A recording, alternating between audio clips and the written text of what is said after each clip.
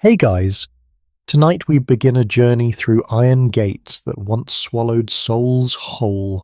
Imagine standing before a massive stone fortress in 1842 London, watching as the heavy doors slam shut behind you.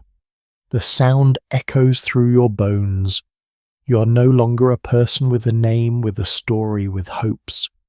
You're now just a number, a body to be broken, a spirit to be crushed, and the strangest part?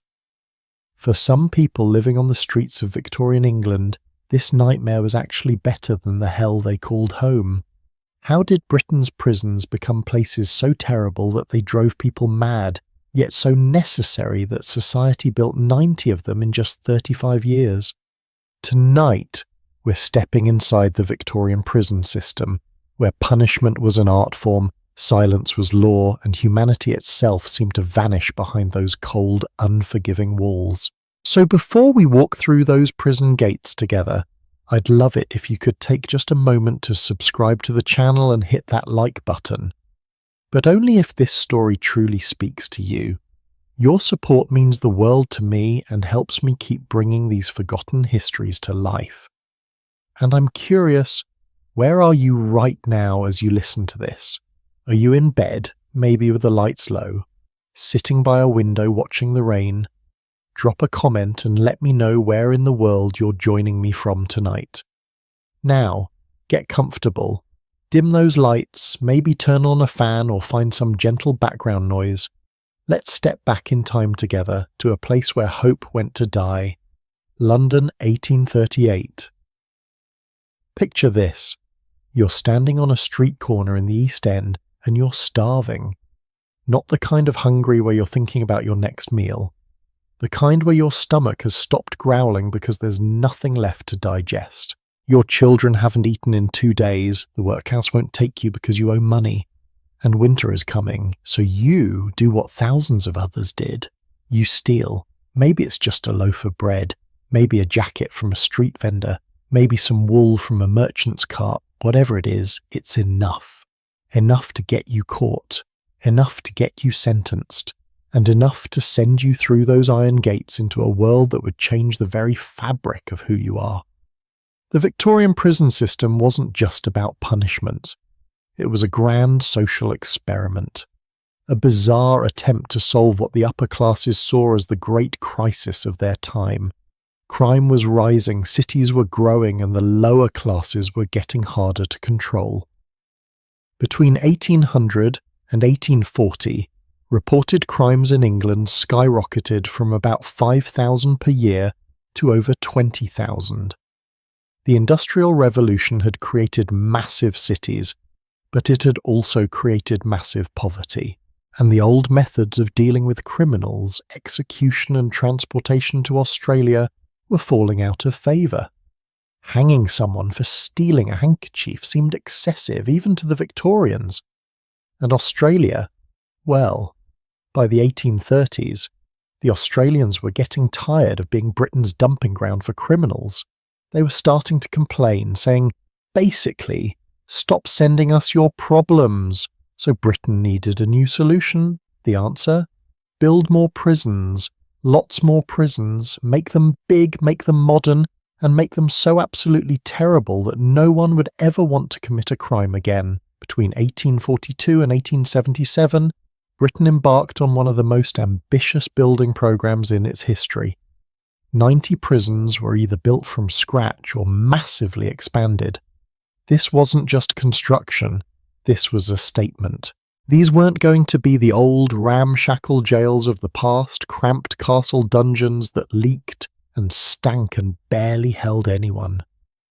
These were going to be state-of-the-art facilities designed with one purpose, to break you down and rebuild you as a God-fearing, law-abiding citizen, whether you wanted that or not. Now, let me take you to the gates of one of these prisons. Let's say it's Coldbath Fields Prison in London, named after a cold well nearby. Or maybe it's the brand new Pentonville prison, which opened in 1842 and quickly became the model for all the others. It doesn't really matter which one because the experience was eerily similar across England. You arrive in chains, probably in a cart with other prisoners. The building looms before you, all dark stone and tiny windows. It looks less like a building and more like something that wants to swallow you. And in a way it does. The first thing that happens is the stripping away. Literally.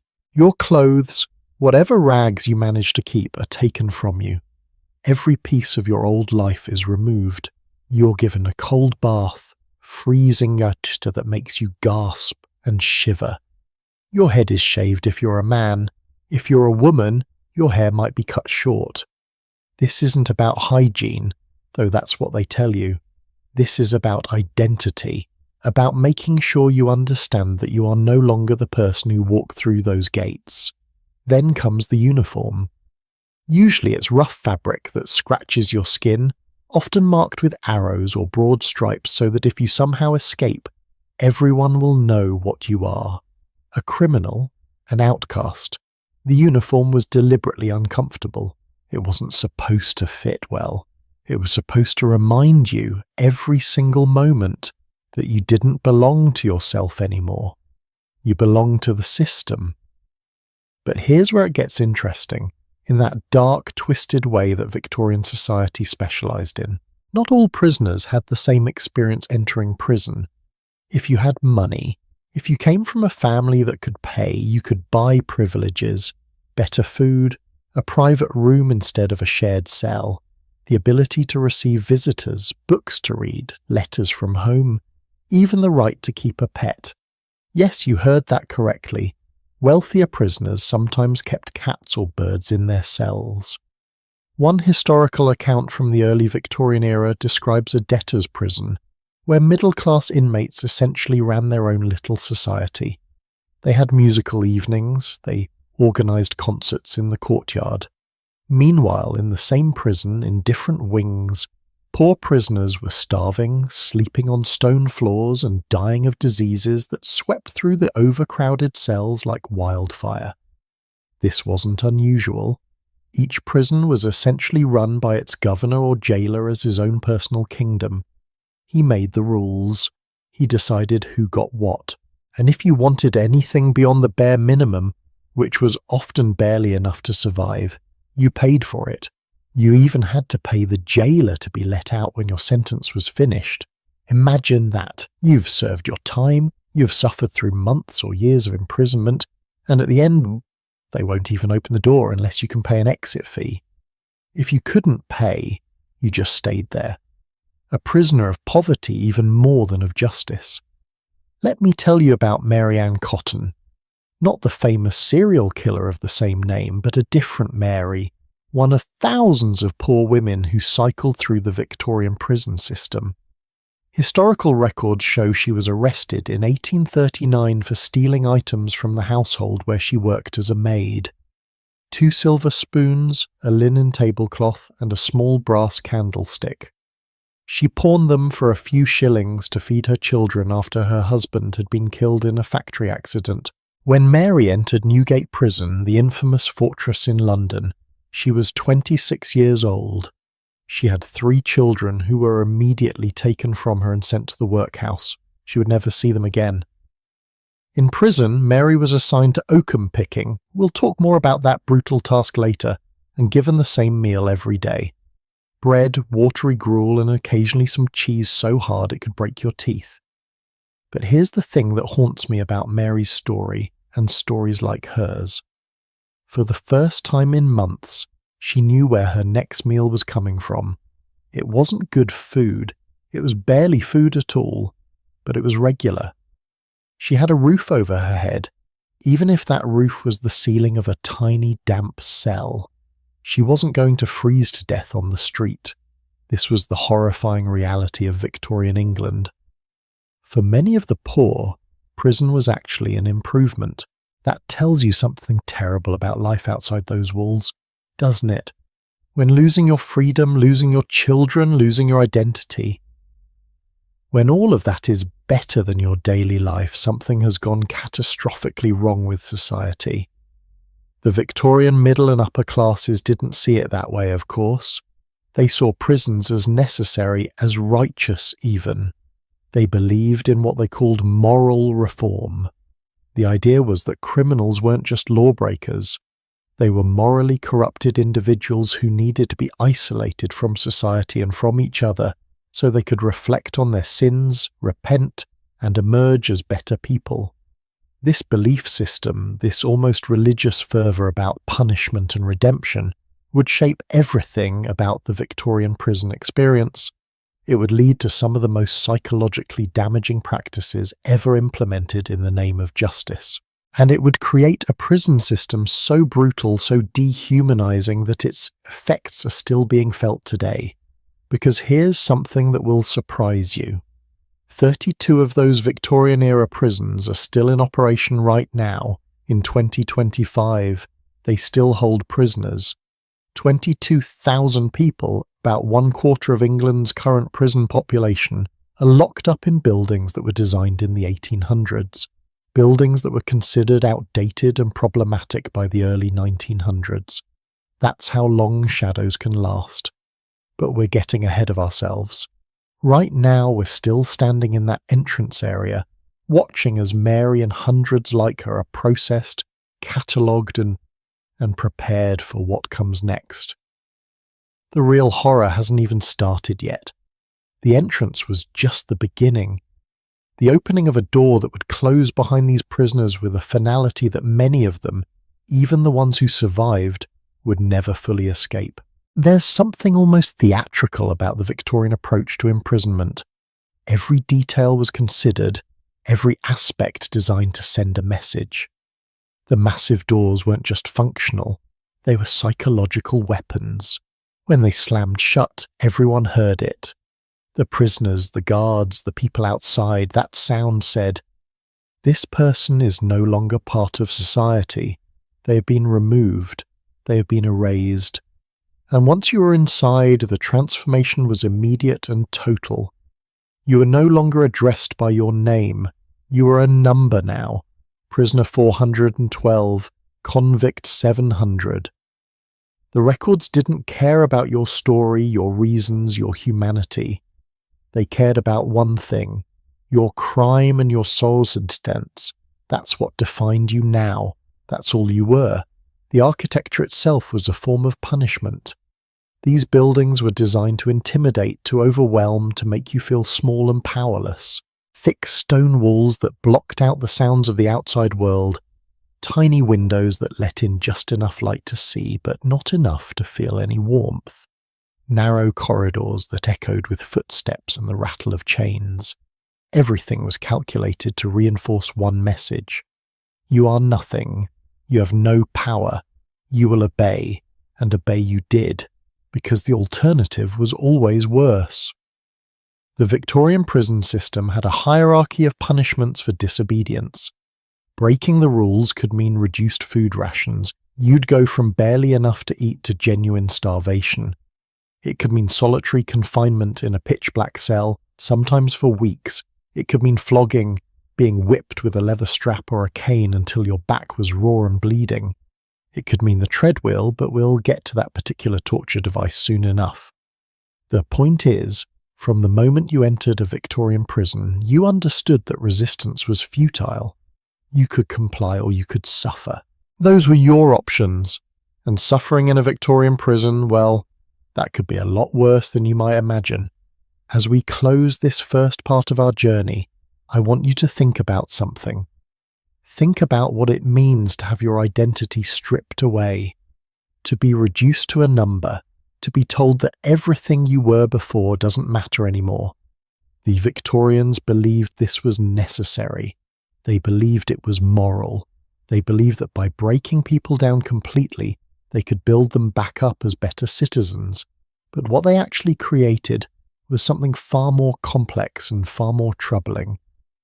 They created a system that would lead to mental breakdowns, to suicides, to a form of suffering so profound that it would eventually force them to change course. Not quickly, mind you. The Victorians were nothing if not stubborn. But eventually the cracks in their grand experiment would become too obvious to ignore. Next, we're going to step deeper into these prisons and explore the architecture itself, Because these weren't just buildings, they were machines, designed with cold precision to control every aspect of a prisoner's life. We're going to walk through those radiating wings, peer into those tiny cells, and understand how the very structure of these places was meant to break the human spirit. And we'll discover why, despite being over 150 years old, these designs still shape how we think about imprisonment today. The story is just beginning. The gates have closed behind us, and now we're truly inside. Picture yourself standing in the center of a massive wheel, with corridors stretching out from you like spokes on a bicycle. Above you, iron railings climb 3, sometimes 4 stories high. Below you, stone floors worn smooth by decades of shuffling feet.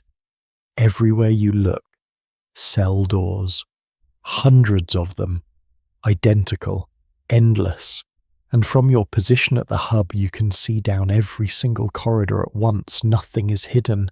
No prisoner can move without being watched. This is the architecture of control. This is what the Victorians called progress. Welcome to the design that would define imprisonment for over a century, the radial or hub-and-spoke prison layout. And it all started with one building that would change everything, Pentonville Prison, which opened its doors in 1842 in North London, though I suppose opened its doors is the wrong phrase. It's more accurate to say it closed its doors on 520 souls, each locked in their own private hell, each convinced they were utterly alone.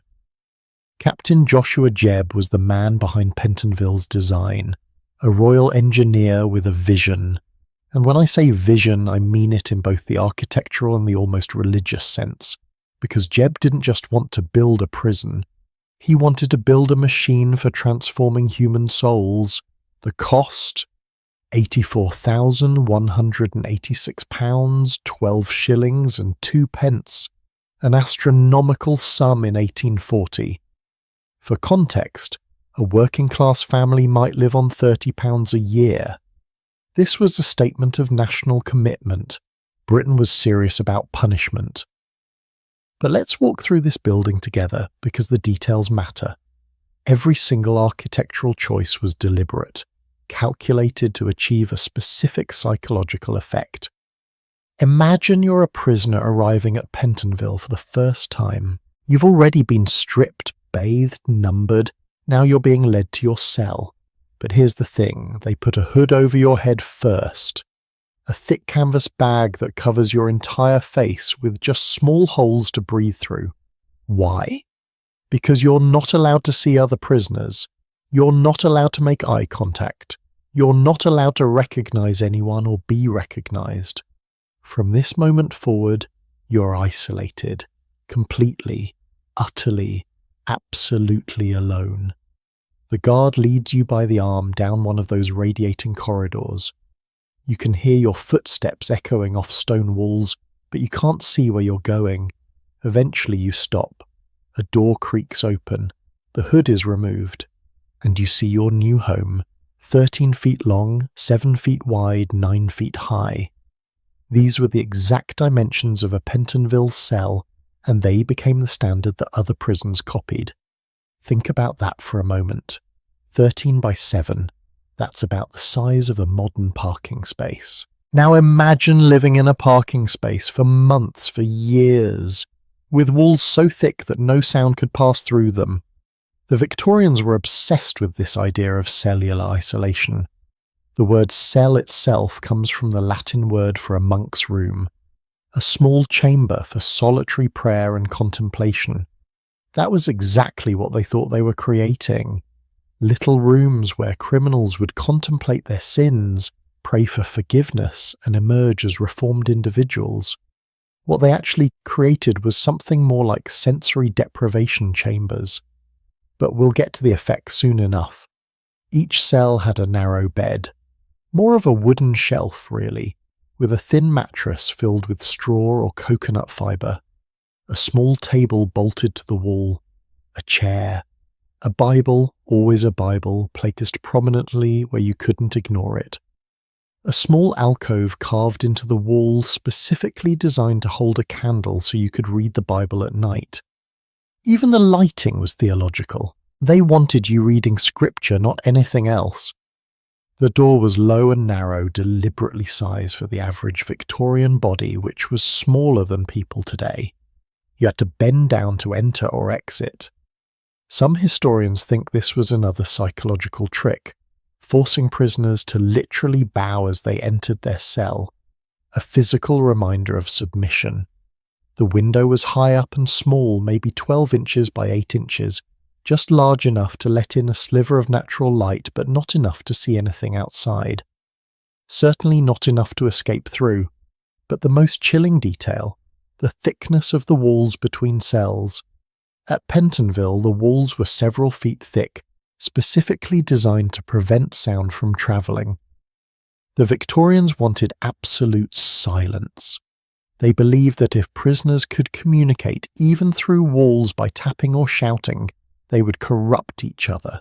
The experienced criminals would teach the first-time offenders how to be better criminals, so they built walls that could swallow sound. Can you imagine that? Being locked in a space so isolated that even if you screamed, nobody would hear you? Now here's where the design gets really interesting. From the central hub where the guards stood, they could see down every corridor. They could watch the cell doors. But, and this is important, they could not see inside the cells. This wasn't a panopticon, despite what many people think. A true panopticon, designed by philosopher Jeremy Bentham, would have allowed guards to see into every cell at once. Pentonville was different. The guards could see where prisoners were, but not what they were doing. This meant constant inspections, constant door openings, constant invasions of what little privacy a prisoner might have. Think about living like that, never knowing when your door might swing open, never knowing if someone is watching you through the small observation slot. Always aware that at any moment your tiny bubble of solitude could be pierced by a guard demanding to see what you're doing, checking that you're working, verifying that you're still alive. Because yes, prisoners did die in their cells, and sometimes no one noticed for hours. Between 1842 and 1848, 54 prisons in England were built or remodelled using the Pentonville design. 54. That's nearly one new prison every 6 weeks for 6 years straight. This wasn't just construction. This was a national transformation of how Britain handled crime. Every one of these prisons had that same hub-and-spoke layout, that same commitment to isolation, that same belief that breaking a person down was the first step to building them back up. But did it work? Well, that depends on what you mean by work. If the goal was to punish, then yes, absolutely. The architecture succeeded brilliantly at making prisoners suffer. If the goal was to reform criminals into better people, then, well, we need to talk about what actually happened inside these cells. Spoiler alert, it wasn't pretty. Let me tell you about something that might surprise you. Some cells at certain prisons had larger windows than others, not because the architects were feeling generous. No, those cells were specifically designated for prisoners with tuberculosis. The Victorians knew that fresh air and sunlight could help with the disease, so they made small accommodations. In the middle of a system designed to crush humanity, there were these tiny pockets of something almost like compassion. Almost. Because even prisoners dying of tuberculosis were still kept in isolation, still forbidden from speaking, still required to work until they literally could not hold the tools anymore. The attention to architectural detail extended to every corner of these prisons. The candle alcoves I mentioned earlier weren't just practical. They were positioned at a specific height and angle so that the light would fall directly on a Bible if one was placed on the small table. The prison chaplains insisted on this design feature. They wanted God's word literally illuminated for the prisoners. Everything, and I mean everything, was thought through with this bizarre mixture of practical panology and religious fervour. Walking through the corridors of a Victorian prison must have been a strange experience even for the guards. The silence would have been oppressive. In older prisons from the Georgian era, you'd hear shouting, laughing, fighting, all the chaos of human beings crammed together. But in these new Victorian prisons, especially Pentonville, the silence was so profound it was almost like a physical presence. Guards reported that it felt unnatural, disturbing, like walking through a tomb where the dead were still breathing. Have you ever been somewhere so quiet that you can hear your own heartbeat? That's what these prisons were like. The thick walls, the separated cells, the rules against talking, they all combined to create an acoustic deadness that felt wrong on some deep instinctive level. Humans are social creatures. We're wired for sound, for communication, for the ambient noise of other people existing nearby. Take that away completely, and something breaks. We'll see just how badly it breaks when we get to the mental health crisis that these prisons created. But for now, just understand that the architecture itself was a form of torture. From the hub, a guard could blow a whistle, and the sound would carry down all the corridors simultaneously. This was how orders were given. One whistle pattern meant wake up, another meant time for chapel, another meant begin work. The prisoners learned to recognize these sounds like animals learning their keeper's calls. Your whole life reduced to responding to whistles and bells, moving when told to move, stopping when told to stop, existing only as directed by unseen authorities at the center of the wheel. The Victorians were so proud of this design that they built even larger versions. Some prisons had 6 wings instead of 4. Some had 5 tiers of cells instead of 3. They kept expanding the concept, making the prisons bigger and bigger, housing more and more prisoners in identical cells in identical wings. It was industrialization applied to punishment. The same principles that were revolutionizing factories, efficiency, standardization, mass production were now being applied to human suffering. And the most haunting part?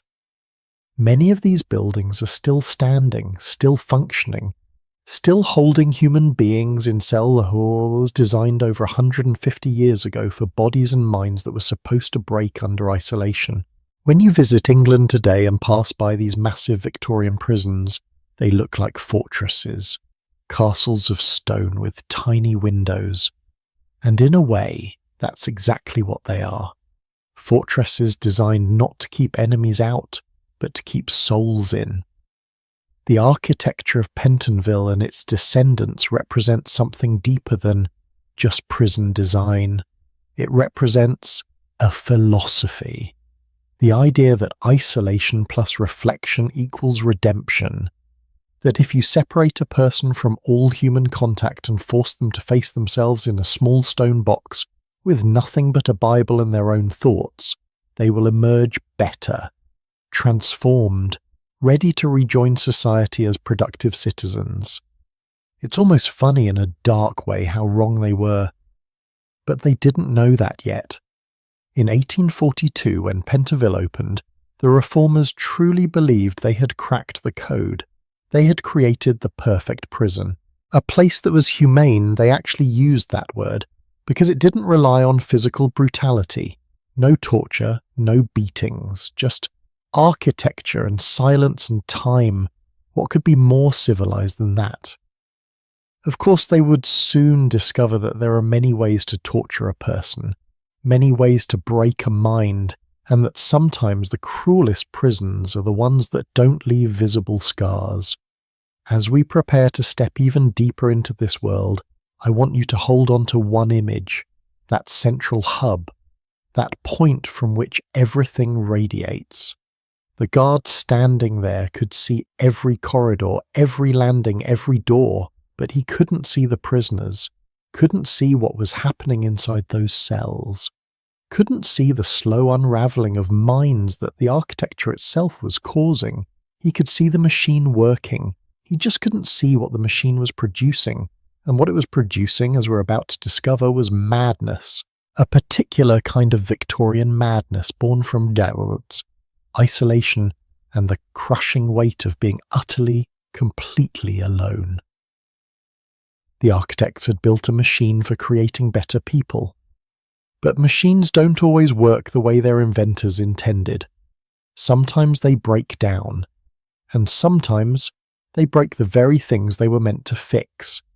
So let's walk down one of those radiating corridors. Let's open one of those heavy cell doors.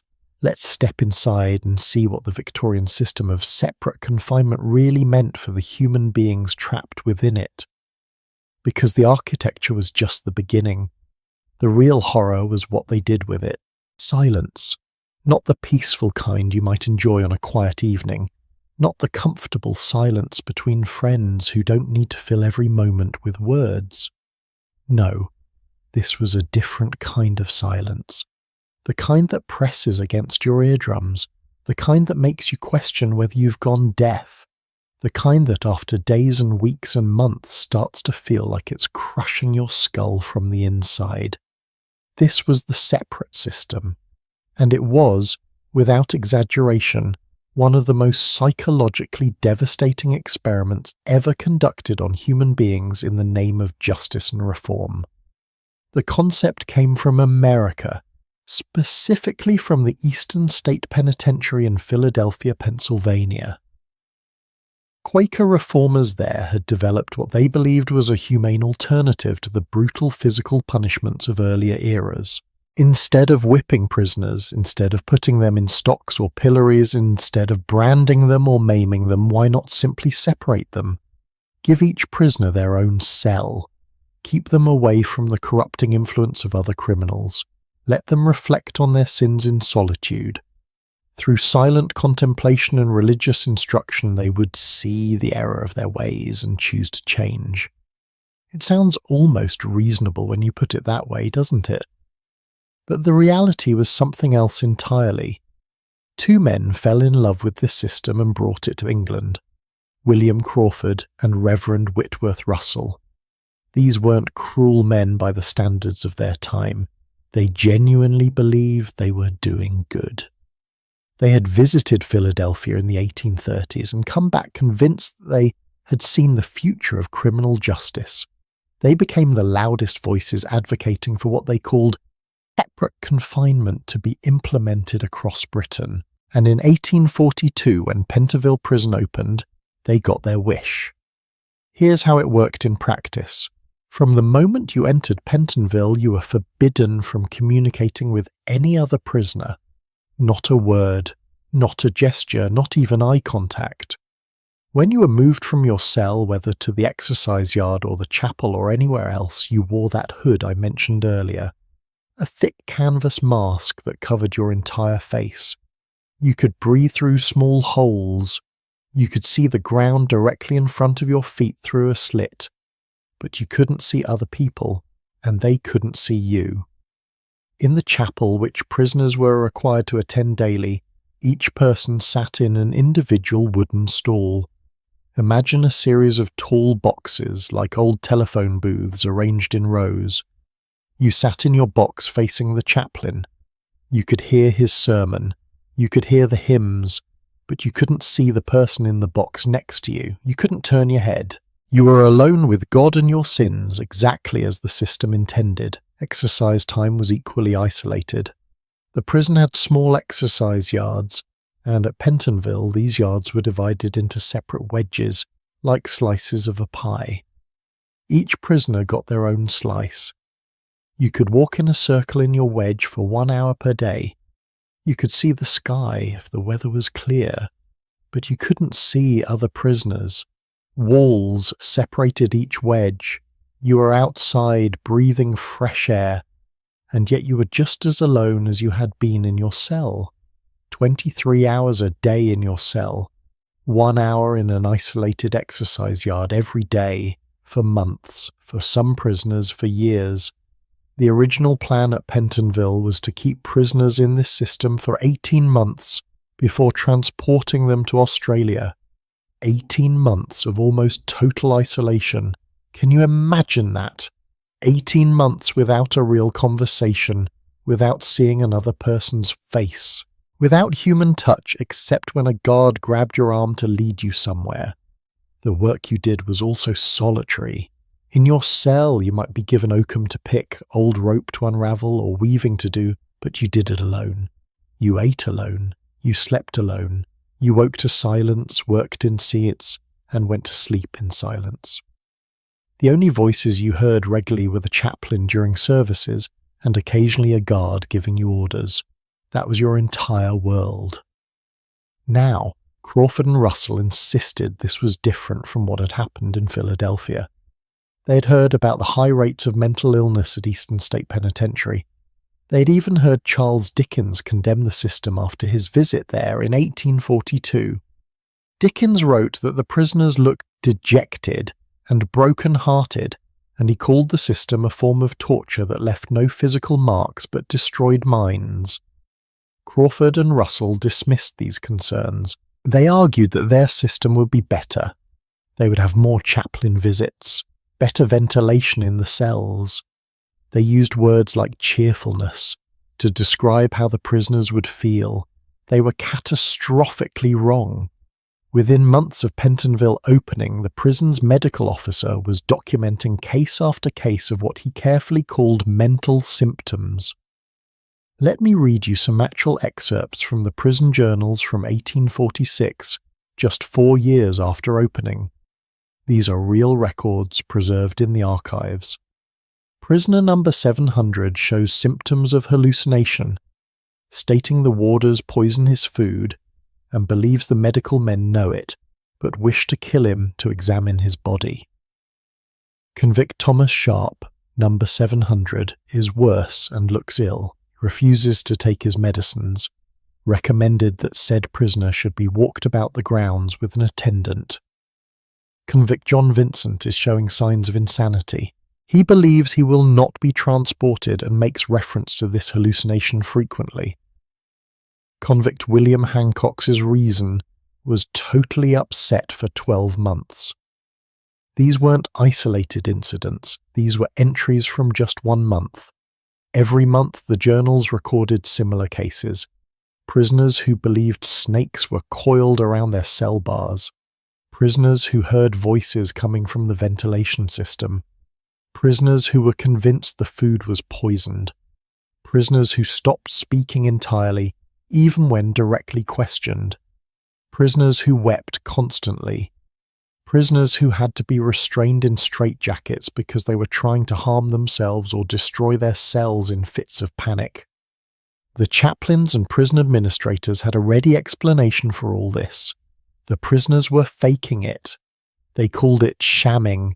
The prisoners were just pretending to be insane to avoid work or to get special treatment or to avoid being transported to Australia.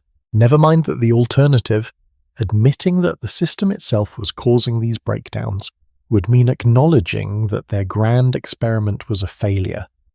Some prisoners probably were pretending. Human beings in desperate situations will try anything to escape their suffering. But the sheer volume of cases, the consistency of symptoms, and the fact that these mental breakdowns happened to prisoners who had no prior history of mental illness, all of this suggested something more sinister was happening. In 1851, a prominent psychiatrist named Dr. Forbes Winslow published findings in The Lancet, Britain's leading medical journal. He stated that approximately 1.4% of Pentonville's prisoners were suffering from mental disorders. That might not sound like much until you compare it to the rate of mental illness in the general population at the time, which was about 0.25%. In other words, prisoners at Pentonville were more than 5 times more likely to go insane than people outside. And Winslow himself admitted that this was probably a huge underestimate because prison officials were reluctant to officially diagnose insanity. The real rate was likely much higher. Peter Lorre, who was the president of Bethlem Royal Hospital, London's famous asylum for the mentally ill, publicly called Pentonville a disgrace. He told the Times newspaper that by 1847, just 5 years after opening, Bethlem had received 40 prisoners transferred from Pentonville, all of them driven mad by the separate system.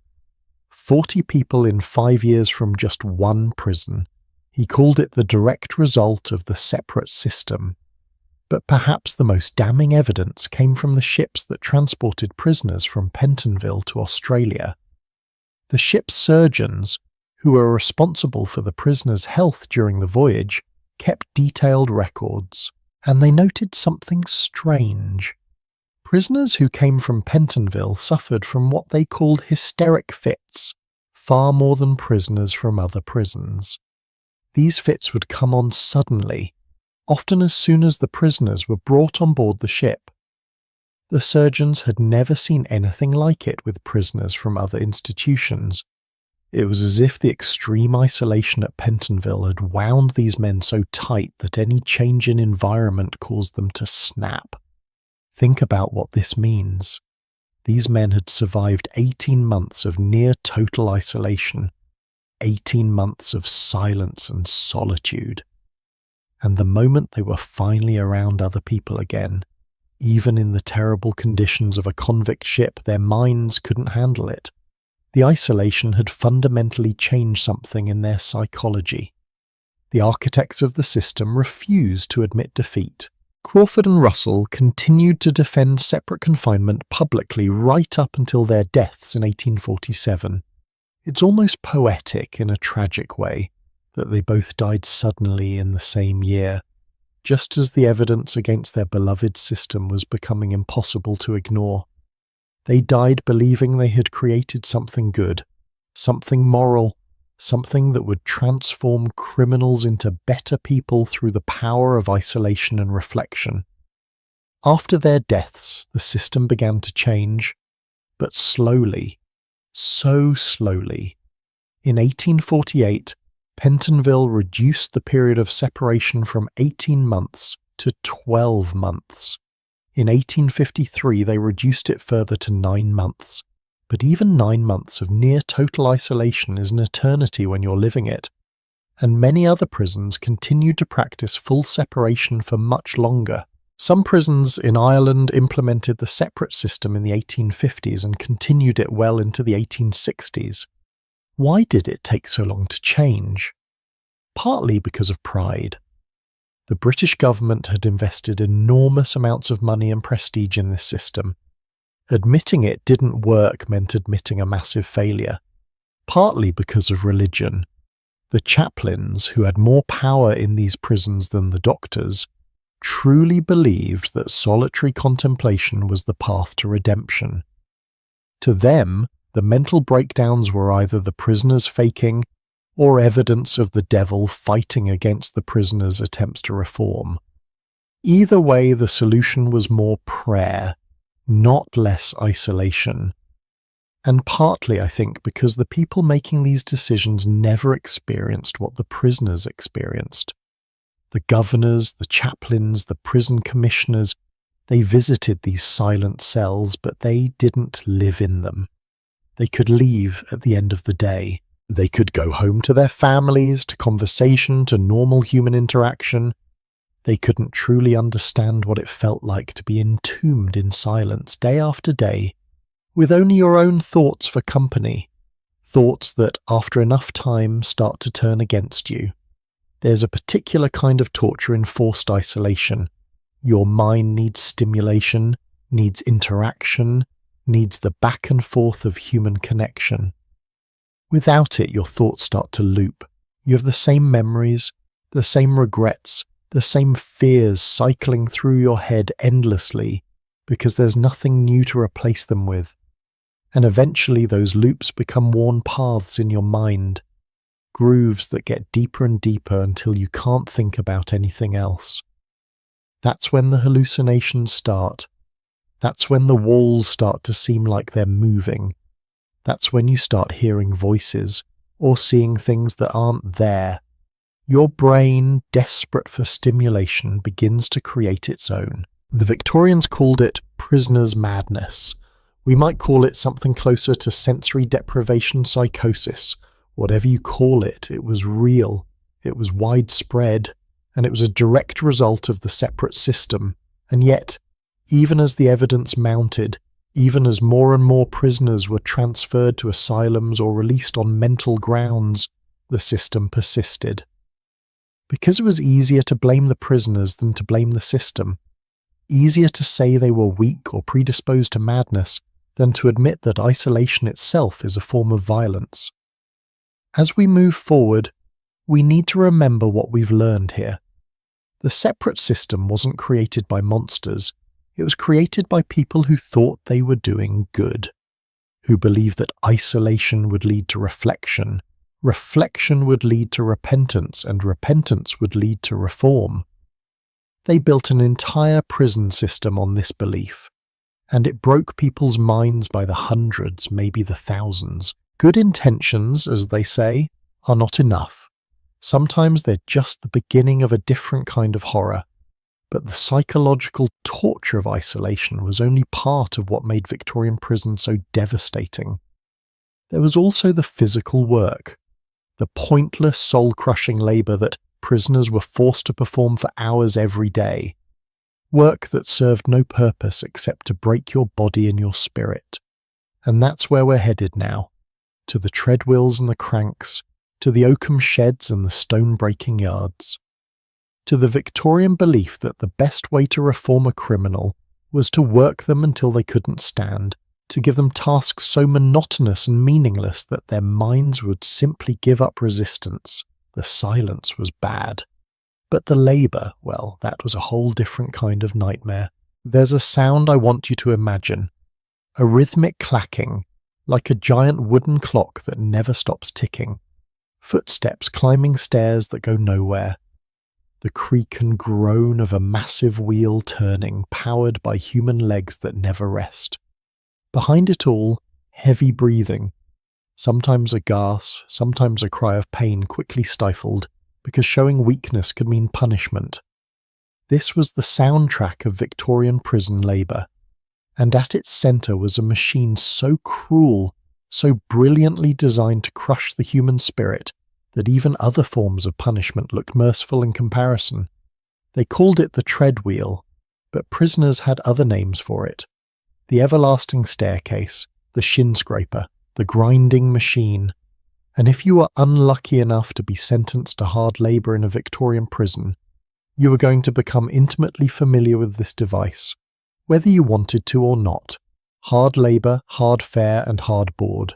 These were the three promises that Sir Edmund Duquesne, the Assistant Director of Prisons, made to the British public in the 1860s. It was a slogan, a guarantee that criminals would suffer appropriately for their crimes. Hard labour meant back-breaking work. Hard fare meant barely enough food to survive. Hard board meant sleeping on wooden planks with minimal bedding. Together they formed the trinity of Victorian prison punishment. And of these three, the labour was perhaps the most ingenious in its cruelty because it didn't just hurt your body. It attacked your sense of purpose, your dignity, your very understanding of what it means to be human. Let me take you to the treadwheel first, because understanding this machine is key to understanding the Victorian mindset about punishment. Picture a large cylinder, maybe 20 feet in diameter, with wooden steps attached all around its circumference. Kind of like a water wheel at a mill, but instead of water, it's powered by prisoners. The wheel is divided into separate compartments by wooden partitions, so each prisoner has their own section. You can't see the person next to you, but you can hear them. You can hear everyone. You step up onto the wheel, there's a handrail in front of you to hold onto. The wheel begins to turn and you start walking. Your job is to keep stepping, keep climbing these stairs that appear beneath your feet and disappear behind you. Step, step, step, step. Over and over. The wheel turns because you and 19 other prisoners are all stepping at the same rate. If you slow down, you'll fall. The wheel doesn't care, it keeps turning, so you keep climbing. 10 minutes on, 5 minutes off. That was the typical rotation. You'd climb for 10 minutes, then step off and rest for 5, then back on for another 10. This went on for 8 hours a day, sometimes more. Do you want to know how many steps the average prisoner took in a day on the treadwheel? 57,000 steps. Let me say that again. 57,000 steps. That's the equivalent of climbing over 8,000 feet in altitude. Higher than most mountains. Except you're not actually going anywhere. You're just stepping and stepping and stepping in the same spot, hour after hour, day after day. And here's the truly cruel part. In some prisons, the treadwheel was connected to machinery. Maybe it ground corn into flour. Maybe it pumped water. So you could tell yourself that your suffering had a purpose. You were creating something, contributing something, even if you were a prisoner. But in many prisons, especially as time went on, the treadwheel wasn't connected to anything. It just turned. Your labour produced nothing. It was suffering for the sake of suffering. Punishment for the sake of punishment. The Victorians called this penal labour. Work designed not to be productive, but to be punishing. The physical toll was immense. Your legs would burn, your lungs would scream for air. Your hands gripping the rail for dear life would cramp and blister. Prisoners regularly fell off the treadwheel from exhaustion. When you fell, the wheel didn't stop. It would bash you against the platform until the guards noticed and pulled you off. Some prisoners lost fingers or toes to the mechanism. Some broke bones. The medical records from Victorian prisons are full of treadwheel injuries. But you know what's almost worse than the physical pain? The absolute pointlessness of it. Human beings need purpose. We need to feel like our effort means something. Even in terrible conditions, people can endure if they believe their work matters. But take that away, make the work meaningless, and it breaks something deep inside. That's what the treadwheel did. It took your strength, your time, your pain, and transformed it into nothing. Just the endless turning of a wheel. Now, the treadwheel wasn't the only form of hard labour. Oh no. The Victorians were creative in their cruelty. Let me introduce you to the crank. The crank was a mechanical device installed in many cells. Imagine a handle like the crank on an old-fashioned car engine, mounted on the wall or on a box. Your job was to turn this handle, around and around and around. How many times? Well, that depended on the prison and the prisoner's sentence, but typically you had to complete between 10,000 and 14,000 turns per day to earn your meals. Yes, you read that correctly.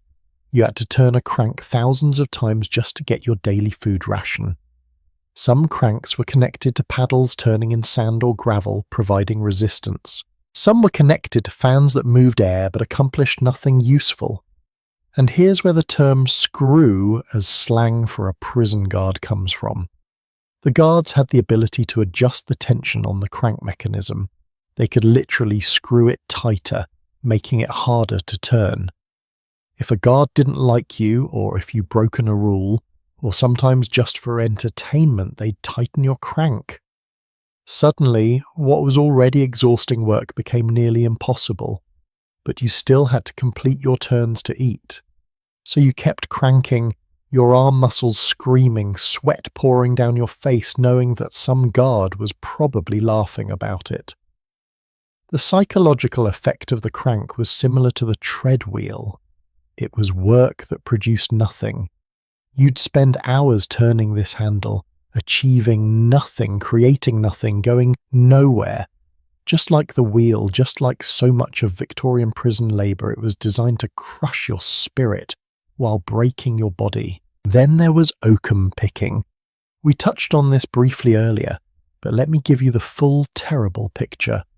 Oakum is the fibre that comes from old rope. Ships used oakum mixed with tar to seal the gaps between planks in their hulls, making them waterproof. To get oakum, you had to unravel old rope, separating it fibre by fibre until you had loose strands. Sounds simple, right? Tedious, but simple. Except the rope used for oakum picking was old rope from ships.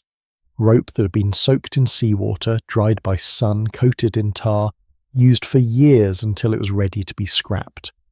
This rope was stiff, hard. The fibres didn't want to separate. You had to use your hands to pull and tear and twist, working your fingers into the tightly wound strands and forcing them apart. Within hours, your fingertips would be raw. By the end of the first day, they'd be bleeding. The tar would get into the cuts, making them burn. Your hands would cramp from the constant gripping and pulling, but you couldn't stop. Prisoners were given a daily quota of oakum to pick. If you didn't meet your quota, you didn't get your full meal. And if you complained, if you showed your bleeding hands to a guard and asked for mercy, well, that might earn you extra punishment for insubordination. Women prisoners often did oakum picking as their primary labour. They'd sit in large rooms, dozens of them in silence, because remember, talking was forbidden, their hands constantly moving, fingers bloody, pulling apart these old ropes hour after hour. Some women picked oakum every day for years. Their hands would become permanently deformed, fingers bent and scarred, a visible mark of their imprisonment that they'd carry for the rest of their lives. At least oakum had a purpose. The picked fibre was sold and used, but that small bit of meaning didn't make the work any less painful or soul-destroying. Imagine spending your entire day, every day, doing something that hurts you, that you're forced to do, that earns you nothing except the privilege of eating minimal food and continuing to exist in a cell. The shot drill was another favourite. Shot means cannonballs, the heavy iron spheres used in artillery. In the shot drill, prisoners would stand in a line in the prison yard. Each prisoner would pick up a cannonball, which could weigh anywhere from 16 to 32 pounds, lift it to their chest, carry it to the far end of the yard, set it down, walk back, pick up another cannonball and repeat, over and over for hours. The balls were heavy, your arms would tire quickly, your back would ache from the constant bending to lift and set down the weights, and the purpose, there was none. You were just moving cannonballs from one end of a yard to the other. Sometimes, once you'd moved all the balls to one end, you'd be ordered to move them all back, the same balls, to the same place they started. It was Sisyphean, an endless cycle of pointless effort that existed only to exhaust you. Oxford Castle Prison had its own special form of labour, the capstan. You know how ships have that large vertical wheel that sailors would walk around to raise the anchor?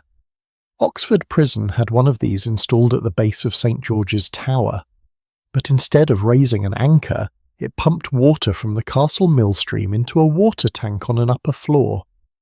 This water then supplied the prison's laundry and other facilities. 16 men would be strapped to the 8 spokes of the capstan, 2 men per spoke, and they'd walk, around and around in circles, pushing the heavy wheel, pumping water up the tower. At least this labour served a purpose. The prison needed water, but that didn't make it any less exhausting. You'd walk in circles for hours, the strap digging into your chest, your legs burning, dizzy from the constant turning. And if you slowed down, the men strapped with you would suffer too because the load would shift to them. So you kept walking, kept pushing, kept turning that wheel. The philosophy behind all this labour was explicit. The Victorians weren't hiding their intentions. They wanted to crush the spirit of inmates. That phrase appears in official documents, in prison reform debates, in the writings of prison administrators. They believed that criminals had to be broken down completely before they could be rebuilt. The hard labour was designed to be so exhausting, so meaningless, so degrading, that prisoners would lose all resistance. They'd become docile, obedient, willing to do anything to avoid returning to prison. Did it work? Well, that depends on what you mean by work. Did it make people suffer? Absolutely. Did it exhaust them physically and mentally? Without question. Did it reform them into better citizens who wouldn't commit crimes again? That's much less clear. What it definitely did was create a population of former prisoners who were physically broken, often with permanent injuries, and who had learned that work itself was a form of torture. Not exactly the outcome society was hoping for, and all of this labour was conducted in silence. Remember the silence system we discussed? It applied during work too. You couldn't talk to your fellow prisoners on the treadwheel. You couldn't commiserate with someone picking oakum next to you. You couldn't sing or hum or make any sound to pass the time and make the work bearable. Guards would patrol constantly, listening for any violation of the silence rule. If they caught you speaking even a single word, you'd face punishment, reduced food rations, time in a dark cell, sometimes flogging. Can you imagine it?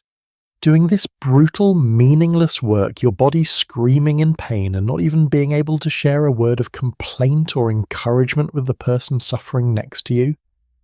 The combination of hard labour and enforced silence created an atmosphere of such profound misery that it's hard for us, in our comfortable modern world, to truly comprehend. The treadwheel was finally banned in 1902. After 60 years of crushing prisoners' bodies and spirits, someone finally said enough. But the other forms of hard labour continued for decades longer. Oakum picking, stone breaking, the crank, all of these persisted well into the 20th century. Hard labour as a formal punishment wasn't officially abolished in Britain until 1948. 1948. That's less than 80 years ago, within living memory. Think about that. While the modern world was developing cars and airplanes, while we were splitting atoms and inventing computers, British prisons were still forcing people to turn cranks that did nothing and pick apart old rope until their hands bled. The Victorian punishments we're discussing tonight aren't ancient history, they're disturbingly recent. And here's something that might surprise you. The men and women subjecting prisoners to these punishments weren't necessarily sadists. Most prison guards were just ordinary people doing a job. A difficult, poorly paid, often dangerous job. They were following orders, implementing a system that society had decided was appropriate. That's perhaps the most disturbing part. This wasn't the work of a few cruel individuals.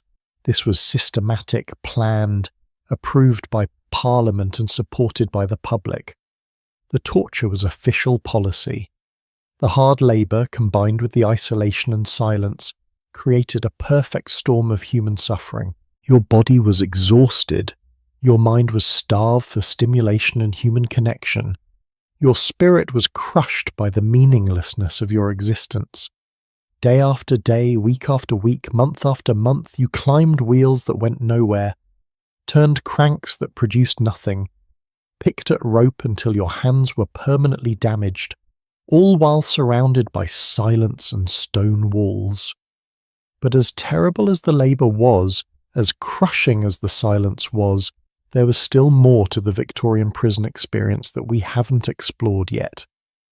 Because while all this was happening to you, while you were broken and exhausted and isolated, there was a system of rules governing every moment of your existence. Rules about when you woke, when you ate, when you worked, when you slept.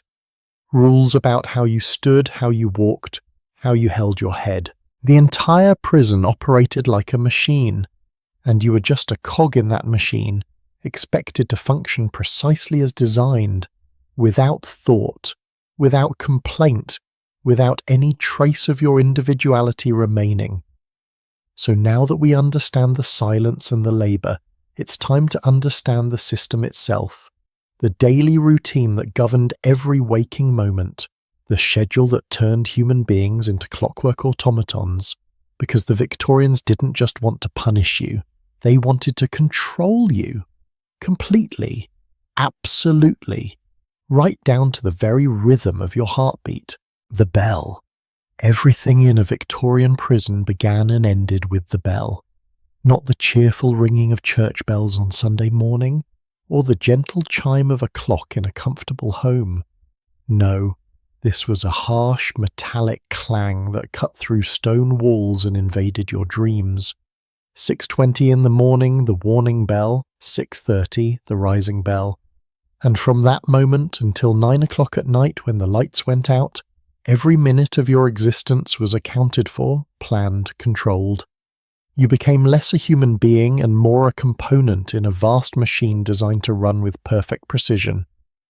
Let me walk you through a typical day in the life of a Victorian prisoner in the 1880s, because understanding the routine, the absolute regimentation of every moment, is key to understanding how these places worked, how they reduced individuals to numbers, souls to schedules, lives to an endless repetition of the same joyless tasks. 6:20 in the morning. The warning bell rings through the prison. If you're a light sleeper, this wakes you. If you're not, you have 10 minutes before the real awakening. 10 minutes to drift in that space between sleep and waking, knowing what's coming, dreading it, but powerless to stop it.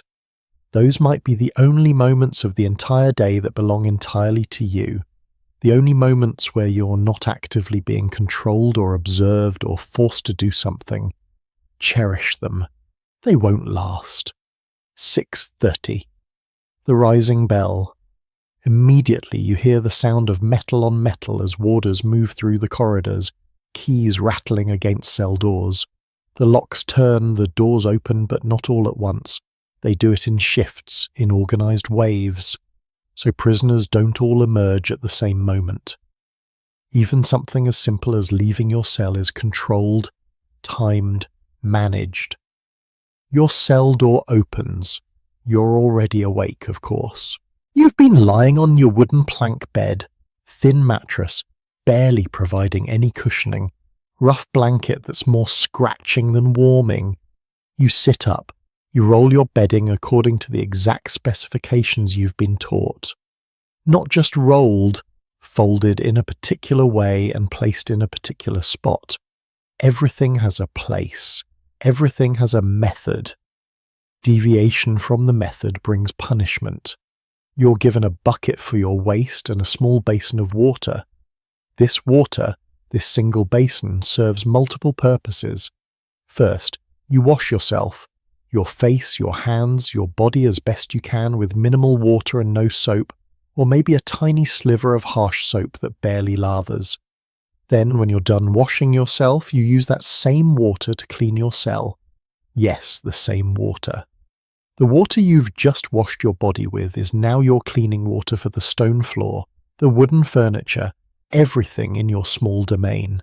You scrub your cell until it meets the standards that will be inspected later. Every morning, the same routine, the same dirty water, the same small degradation. By 7 o'clock, the bells ring again. Time for chapel. Remember those separated stalls I described earlier? You shuffle to the chapel in single file, wearing a hood if you're in a prison that still practices strict separation, or simply keeping your head down and eyes forward if you're in a slightly more lenient institution. You enter your stall. The chaplain begins his sermon. This is mandatory. You cannot refuse to attend chapel. Even if you're not Christian, even if you're Jewish or Muslim or an atheist, you sit in that stall and you listen to a Christian chaplain tell you about sin and redemption and how you deserve your suffering because you broke God's law as well as man's law. The hymns are strange in these prisons. Imagine hundreds of isolated voices, each singing from their own wooden box, the sound merging, but the people never connecting. It's like hearing a choir of ghosts. The chaplain leads prayers for your souls, for your reformation, for your eventual return to society as productive, obedient citizens. Whether you want these prayers or not, whether you believe in them or not. Chapel lasts about 45 minutes. Then the bells ring again, and you return to your cell for breakfast. 7:45 or 8 o'clock, depending on the prison. Breakfast is brought to your cell by a prisoner assigned to serving duty, always under the watchful eye of a warder. What's for breakfast? Well, that depends on the prison and the era, but let me give you a typical menu. Bread. A chunk of bread, often quite hard, sometimes stale. The weight was carefully regulated, usually about 8 ounces, enough to keep you from starving but not enough to feel satisfied. With this bread, you might get a pint of gruel. Gruel is about as appetizing as it sounds. It's basically water with oatmeal or other grains boiled into it until it forms a thin, watery porridge. Sometimes there's a tiny bit of salt for flavour, sometimes there's nothing, just gruel, plain, tasteless, barely nourishing. If you're lucky, you might also get a small piece of cheese, maybe an ounce. Hard cheese that's been stored for who knows how long and tastes like salted rubber. But it's protein. And in a Victorian prison, you take what you can get. Some prisons gave cocoa to sick prisoners or as a special privilege. Most prisoners never tasted it. You eat this meal in your cell alone in silence. You have perhaps 20 minutes. Then the plates are collected and the next phase of your day begins. Work. The bells ring, 8:30 or 9 o'clock, time for labour.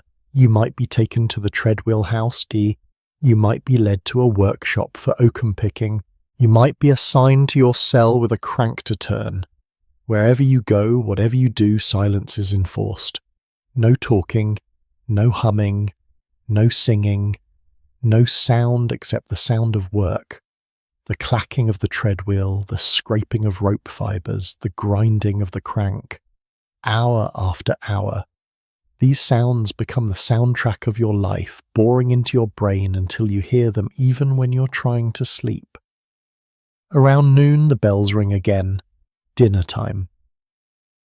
This is the main meal of the day, though calling it main is generous. You return to your cell and your dinner is brought to you. What's on the menu? Let me paint you a picture of Victorian prison cuisine. Potatoes, boiled potatoes, maybe 3 or 4 of them, depending on size. These are often the small, least desirable potatoes, the ones that wouldn't sell at market. Boiled until they're soft, served plain. No butter, no salt, or maybe just a trace, just potatoes. With the potatoes you might get suet. Suet is hard animal fat, usually from around the kidneys of cattle or sheep. It's solid at room temperature, white or yellowish, and has a texture like candle wax. It's high in calories, which is why prison served it. But it's not what anyone would call appetizing. You're supposed to eat this old, hard fat along with your potatoes. It sticks in your throat.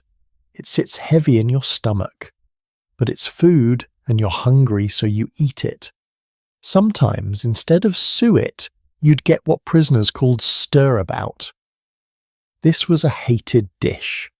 Stirabout was made from cornmeal, oatmeal and salt boiled together into a thick, gluey paste. It was meant to be cheap and filling. It succeeded at cheap. The filling part was debatable. Stirabout had a texture like wallpaper paste and a taste like, well, like nothing really. Or like sadness, if sadness had a flavour. Prisoners despise stirabout.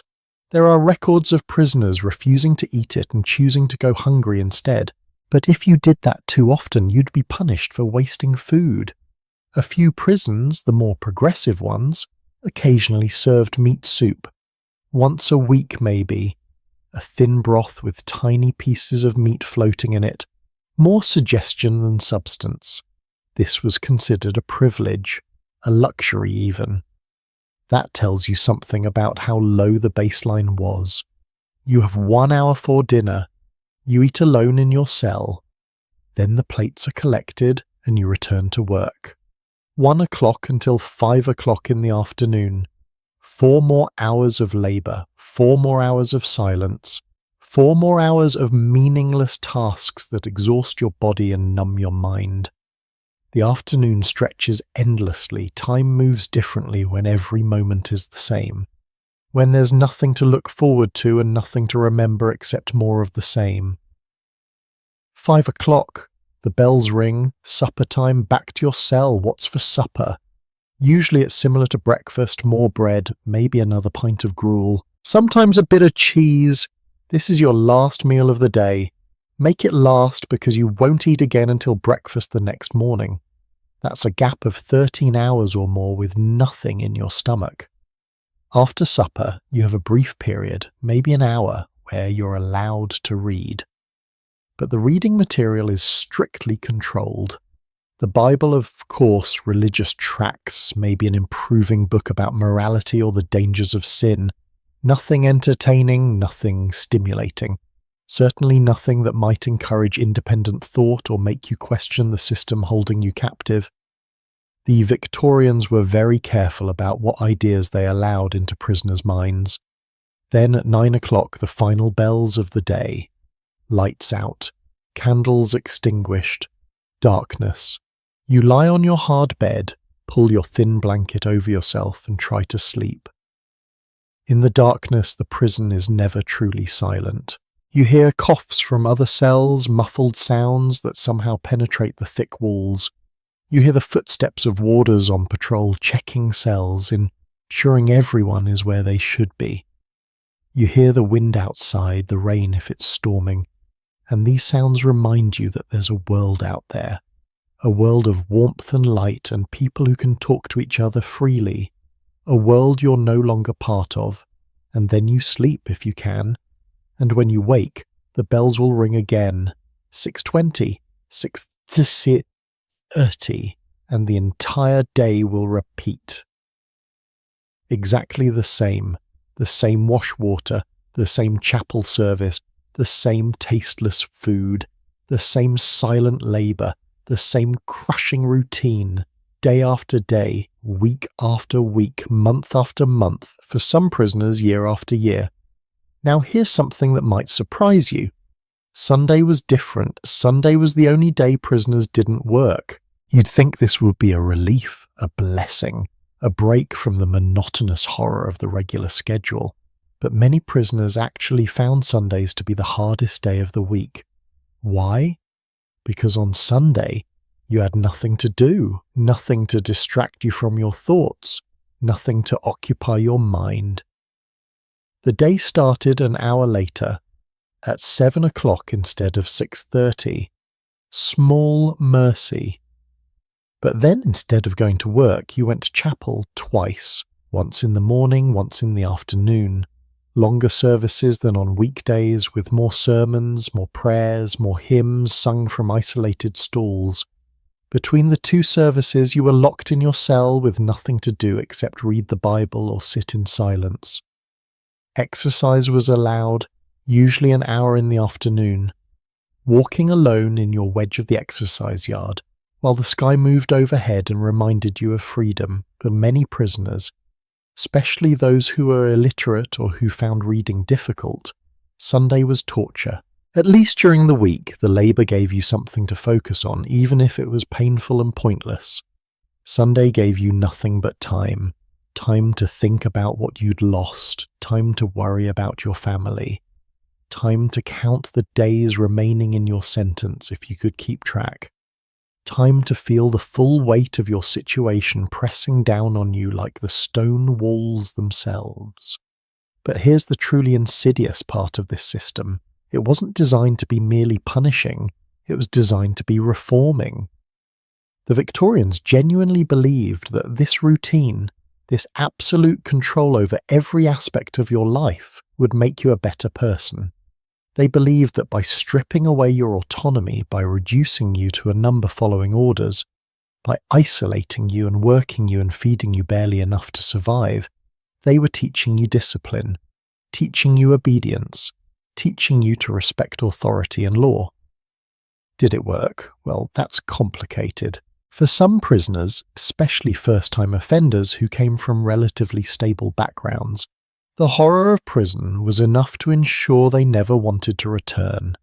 They'd do anything, endure anything to avoid going back to that bell-ruled existence.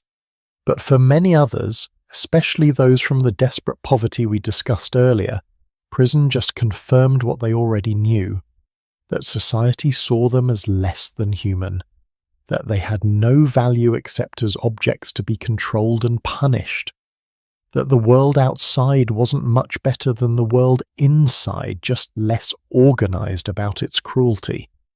And then there were the prisoners who broke under the system, who couldn't handle the routine, the isolation, the meaninglessness of it all. These prisoners, we'll talk more about them soon, the ones who heard voices, the ones who saw things that weren't there, the ones who believed the food was poisoned or the walls were closing in, the ones who tried to harm themselves just to feel something, anything, other than the numbing emptiness of another identical day. The Victorian prison routine was a machine designed to process human beings. Input, criminal; output, reformed citizen. But machines only work if the raw materials are what you expect, and human beings, it turns out, are not raw materials. We're complex, fragile, infinitely variable. We break in unexpected ways. We resist in small, quiet ways. We find meaning in places the designers never intended. Or we shatter completely beyond any hope of repair. Every day, thousands of prisoners lived this routine across England. In Pentonville and Millbank, in Reading and Oxford, in Manchester and Birmingham and Liverpool. Thousands of people waking to bells, eating tasteless food, working in silence, sleeping in darkness, and waking to do it all again. This was justice. This was reform. This was what Victorian society decided was the appropriate response to crime. Not rehabilitation in any meaningful sense. Not education or skill building or addressing the poverty that drove so many to crime in the first place. Just control. Just routine. Just the endless crushing repetition of a system that valued order above everything, including humanity. As we move forward in our journey through these Victorian prisons, we're going to encounter something that challenges our understanding even further. Because while all these men were living through this routine, there were also women in the system. Women facing different challenges, different horrors, different forms of degradation. The Victorian prison experience wasn't uniform across gender. Women prisoners faced all the same punishments we've discussed. But they also faced additional burdens, additional cruelties specific to being female in a system designed primarily for men. And their stories, their suffering deserves its own attention. Because what happened to women in Victorian prisons was, in some ways, even more heartbreaking than what happened to the men, and that's saying something. A woman's scream echoes through stone corridors, but it's muffled, distant, as though the walls themselves are trying to swallow the sound. In a cell somewhere, a mother is being told that her children have been taken to the workhouse. She'll never see them again. In another wing, a young woman sits with bleeding hands from hours of oakum picking, wondering if the baby growing inside her will survive the prison diet. And in a third-floor cell, an elderly woman who stole a loaf of bread to feed her grandchildren stares at the wall, having given up on speaking altogether, because what's the point of words when no one listens? Welcome to the hidden side of Victorian imprisonment. The women behind bars. Their suffering was the same as men's in many ways, the same silence, the same hard labour, the same crushing routine. But it was also profoundly different, because being a woman in a Victorian prison meant facing additional layers of punishment, additional forms of cruelty that had nothing to do with your crime, and everything to do with your gender. Let me take you into their world. And I warn you now, some of these stories are going to be difficult to hear, but they deserve to be heard. They deserve to be remembered. Millbank Prison in London was one of the largest institutions housing female prisoners. It operated from 1821 to 1886, a massive complex on the Thames that could hold over 1,000 inmates at its peak. Walking into the women's section of Millbank would have been a distinctly different experience from entering a men's prison. Not better, mind you, just different. The sounds were different. Women's voices, even when whispering in violation of the silence rule, have a different quality. The desperation sounds different, the grief sounds different. The first thing to understand about women in Victorian prisons is that they were punished not just for their crimes, but for violating Victorian ideals of femininity. A woman was supposed to be gentle, obedient, domestic, pure. A woman who committed a crime had therefore failed at being a woman. She wasn't just a criminal, she was a fallen woman, and the prison system treated her accordingly, with a mixture of punishment and patronizing attempts to teach her proper feminine behavior. The crimes that sent women to prison were often different from men's crimes. Yes, there were women who committed violent offences or major thefts, but the majority of women prisoners were there for what we might call survival crimes. Stealing food, stealing clothing, prostitution, being drunk and disorderly. Many were desperately poor, trying to survive in a world that offered women very few legal ways to earn money, especially if they were uneducated or had children to care for. Let me tell you about a real woman whose story is preserved in prison records. Her name was Sarah Mitchell, and she was arrested in London in 1853. Her crime? Stealing 2 yards of cloth from a draper's shop. The cloth was worth about 3 shillings. Sarah was 28 years old, married to a man who had abandoned her, and she had 4 children under the age of 8. The cloth was to make clothes for her youngest, who had outgrown everything she owned. Sarah was sentenced to 6 months in Millbank. When she entered the prison, her children were taken from her immediately. The 2 oldest, ages 7 and 8, were sent to a workhouse. The 2 youngest, still needing care, were sent to a foundling hospital.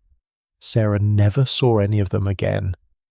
After her release, she tried to find them, but the workhouse had no record of where they'd been sent, and the foundling hospital refused to give her information. Her children, for all practical purposes, had been erased. This wasn't unusual. This was standard procedure. When a woman with children was imprisoned, those children became the problem of whatever parish or charity institution would take them. Sometimes siblings were split up and sent to different places. Sometimes they died in the workhouses or orphanages, and their mothers were never informed. The separation of mothers from children was considered part of the punishment. You committed a crime? Well, now you lose your children. That'll teach you. Can you imagine that? Can you imagine not just losing your freedom, but losing your children, and not knowing if they're safe, if they're being cared for, if they're even alive, and all for stealing 2 yards of cloth to dress a child? The psychological torture of this separation was immense.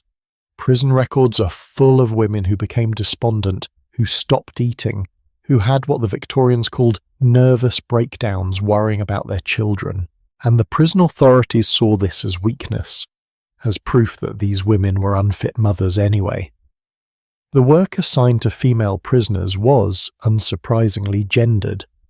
While men climbed treadwheels and turned cranks, women were given appropriate female tasks: sewing, washing, cleaning, making prison uniforms, doing laundry for the male prisoners and staff. It was still hard labour, still exhausting, still conducted in silence. But it was labour that reinforced Victorian ideas about women's proper role. Laundry work in a Victorian prison was brutal. Imagine spending your entire day bent over washing tubs filled with cold or lukewarm water, scrubbing prison uniforms and linens by hand with harsh lye soap that destroyed your skin. Your hands would be perpetually raw, cracked, bleeding. The soap would get into the cracks and burn. The steam from the hot water when you boiled the linens would leave your face flushed and your lungs feeling heavy. You'd wring out sheets and uniforms by hand, the wet fabric heavy and resistant, your arms aching from the constant twisting motion. 8 hours, 10 hours, however long it took to complete the day's washing, all in silence. And oakum picking, which we discussed earlier, was particularly common for female prisoners. Women would sit in large rooms, sometimes 50 or 60 of them together, but forbidden from speaking, their fingers working at the old tarred rope, blood eventually mixing with the tar. The women who did this work for years developed distinctive hands, fingers that wouldn't fully straighten, permanent calluses, scars from where the rope had cut deeply. These hands mark them as former prisoners for the rest of their lives. Good luck finding work as a seamstress or domestic servant with hands like that.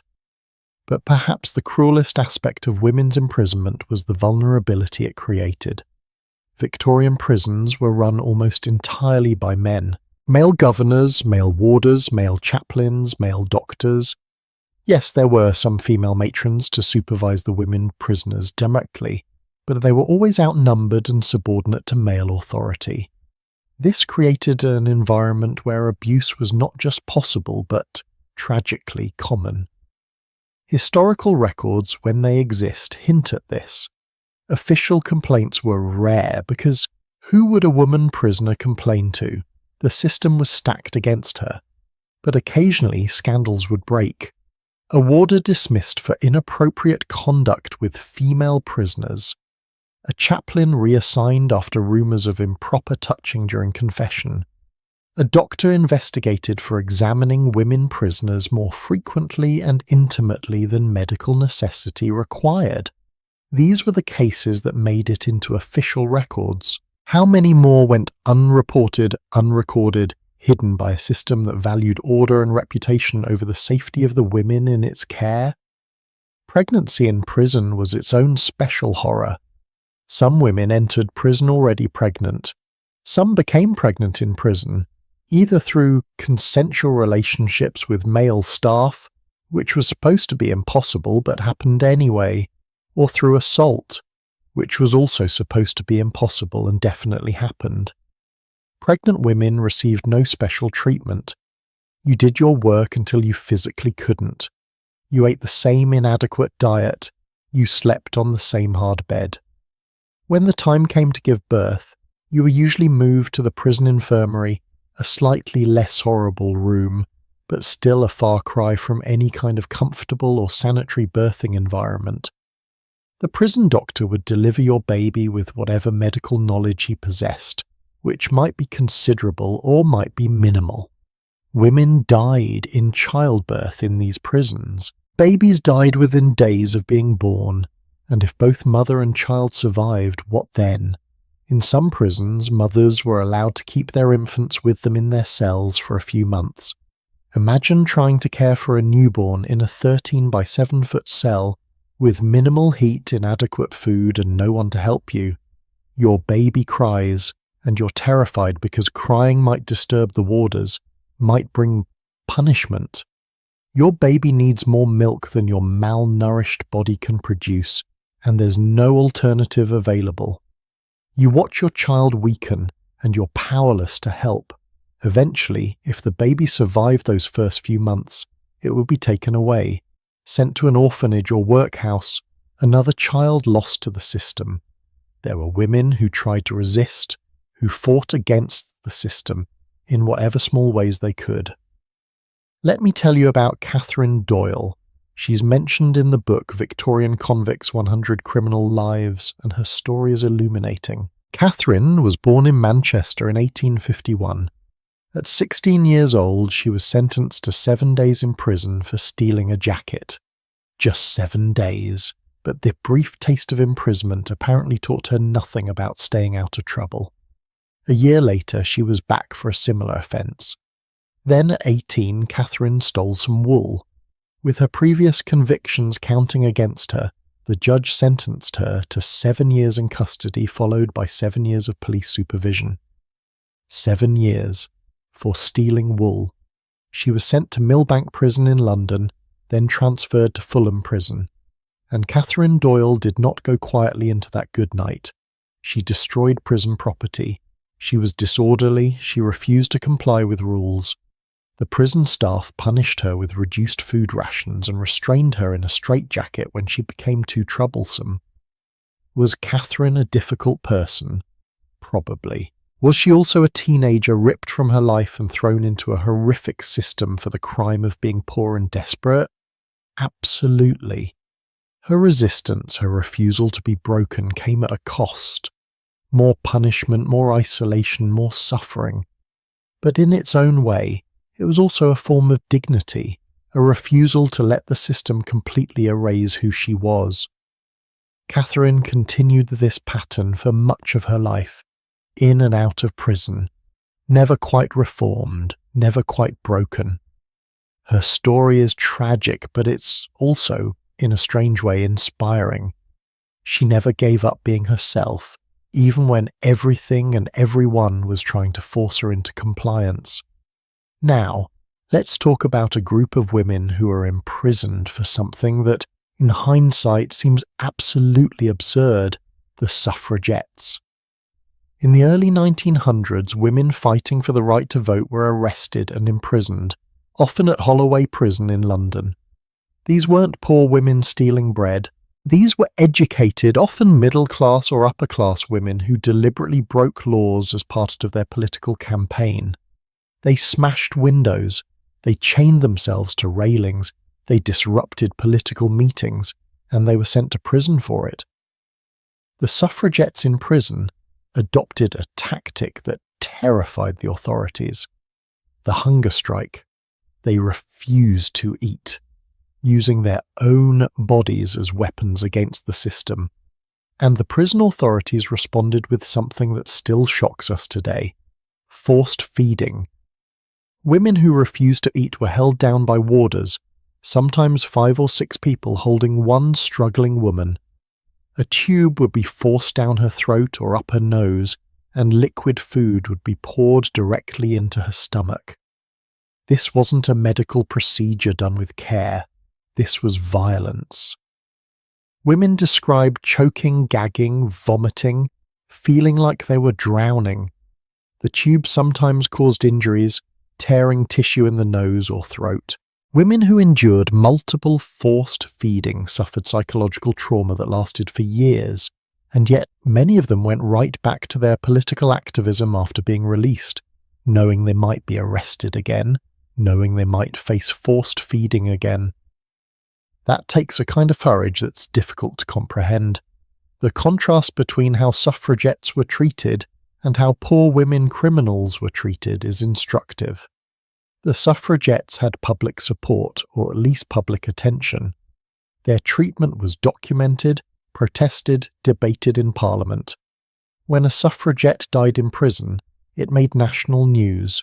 But when Sarah Mitchell lost her children, when Catherine Doyle was restrained in a straitjacket, when unnamed women suffered abuse from prison staff, there were no headlines. No public outcry, no parliamentary debates. They were just criminals, fallen women, people who didn't matter to Victorian society. Their suffering was invisible, acceptable, part of the natural order of things. Elizabeth Fry deserves mention here. She was one of the first prison reformers to focus specifically on women prisoners. In the early 1800s, she began visiting Newgate Prison in London and was horrified by what she found.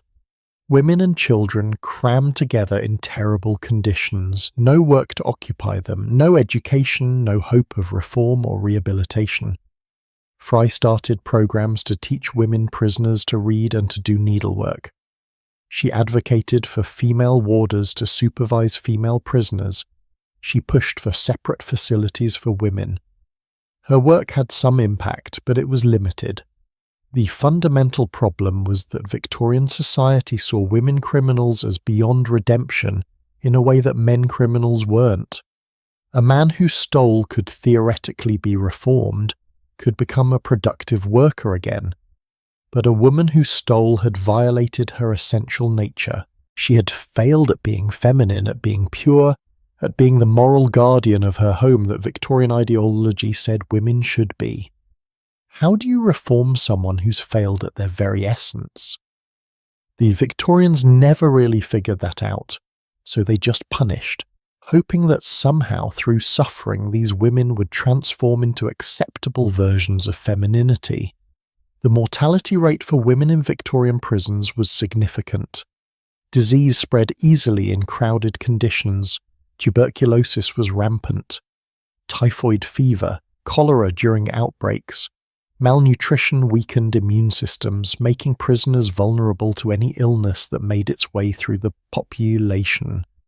Women who are already weak from poverty and malnutrition before imprisonment often didn't survive long sentences, and when they died, they were buried in unmarked graves in prison cemeteries, forgotten by everyone except perhaps the families who would never know exactly what happened to them.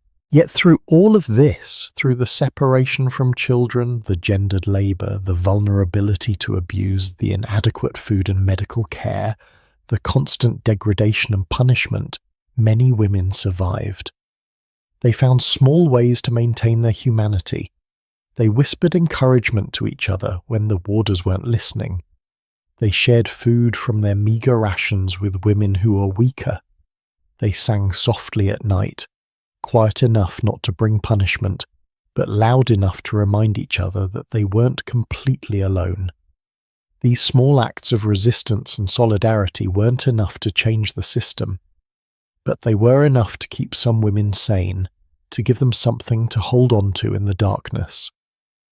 As we prepare to move into the next part of our journey, I want you to hold on to something. The women we've discussed tonight, Sarah and Catherine and the unnamed thousands like them, they weren't so different from women today. They loved their children. They wanted security and safety.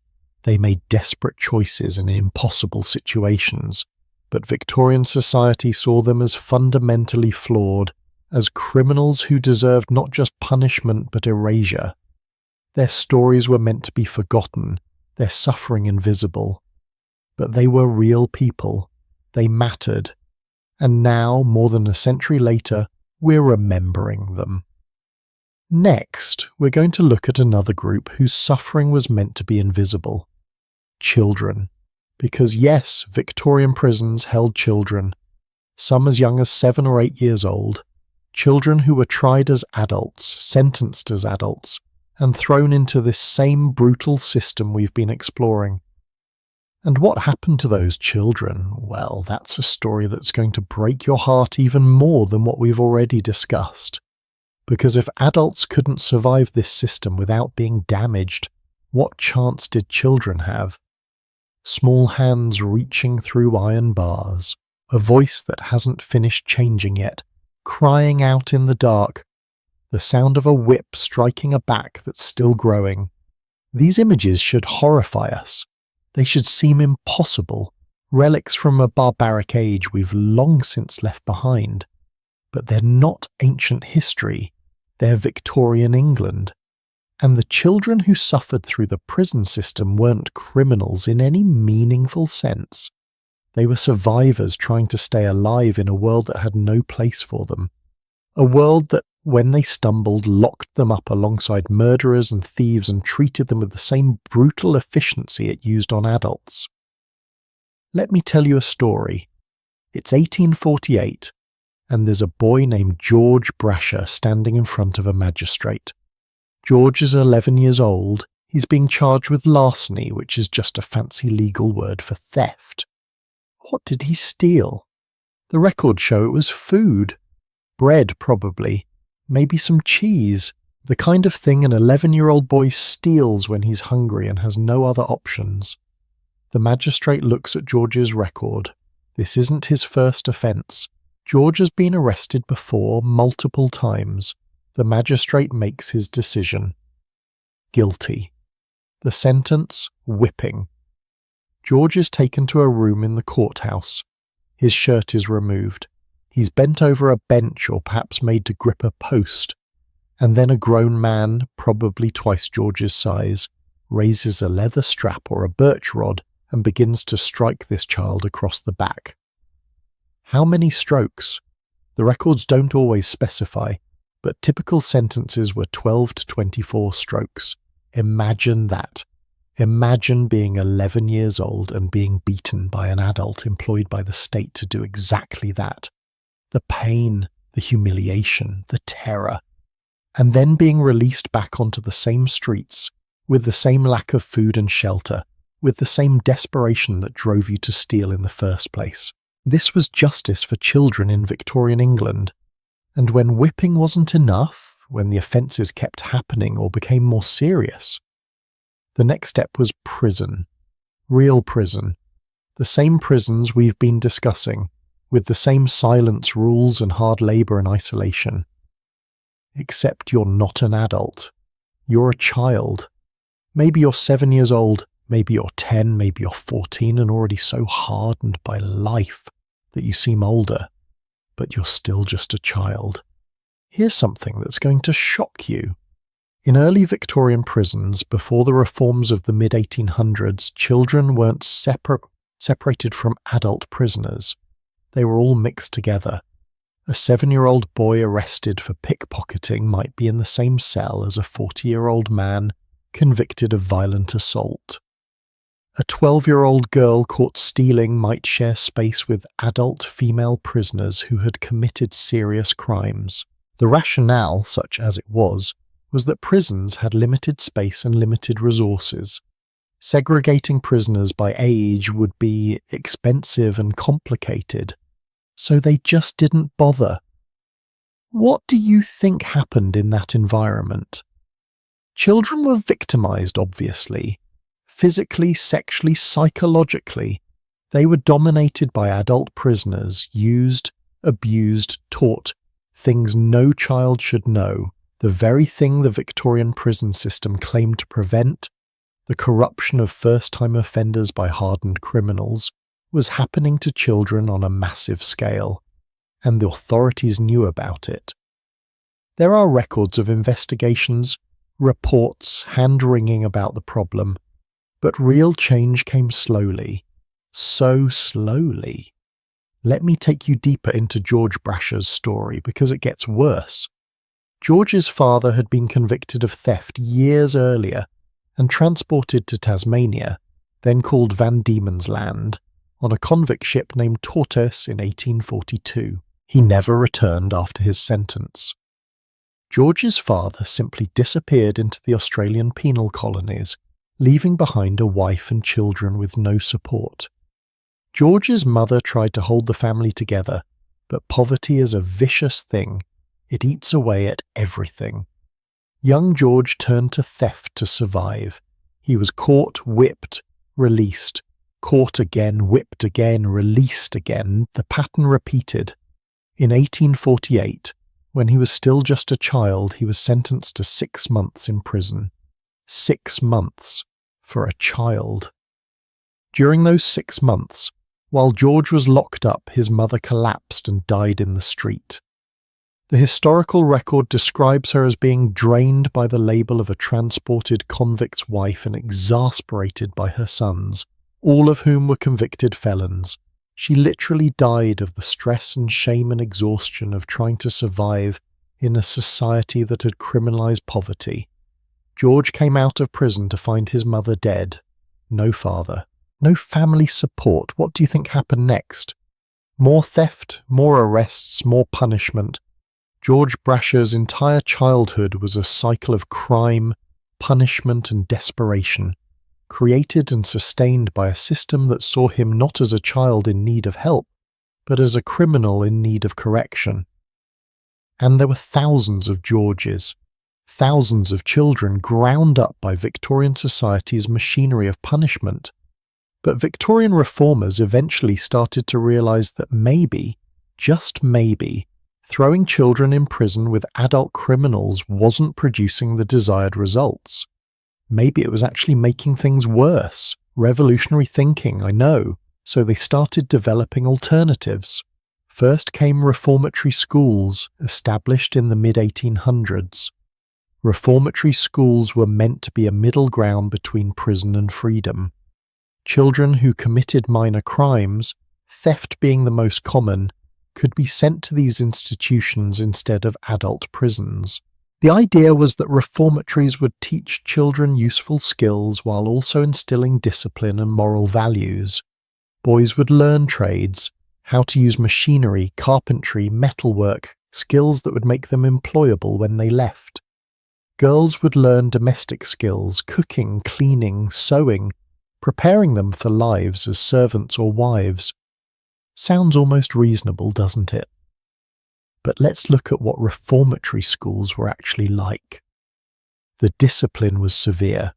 Children could be beaten for infractions.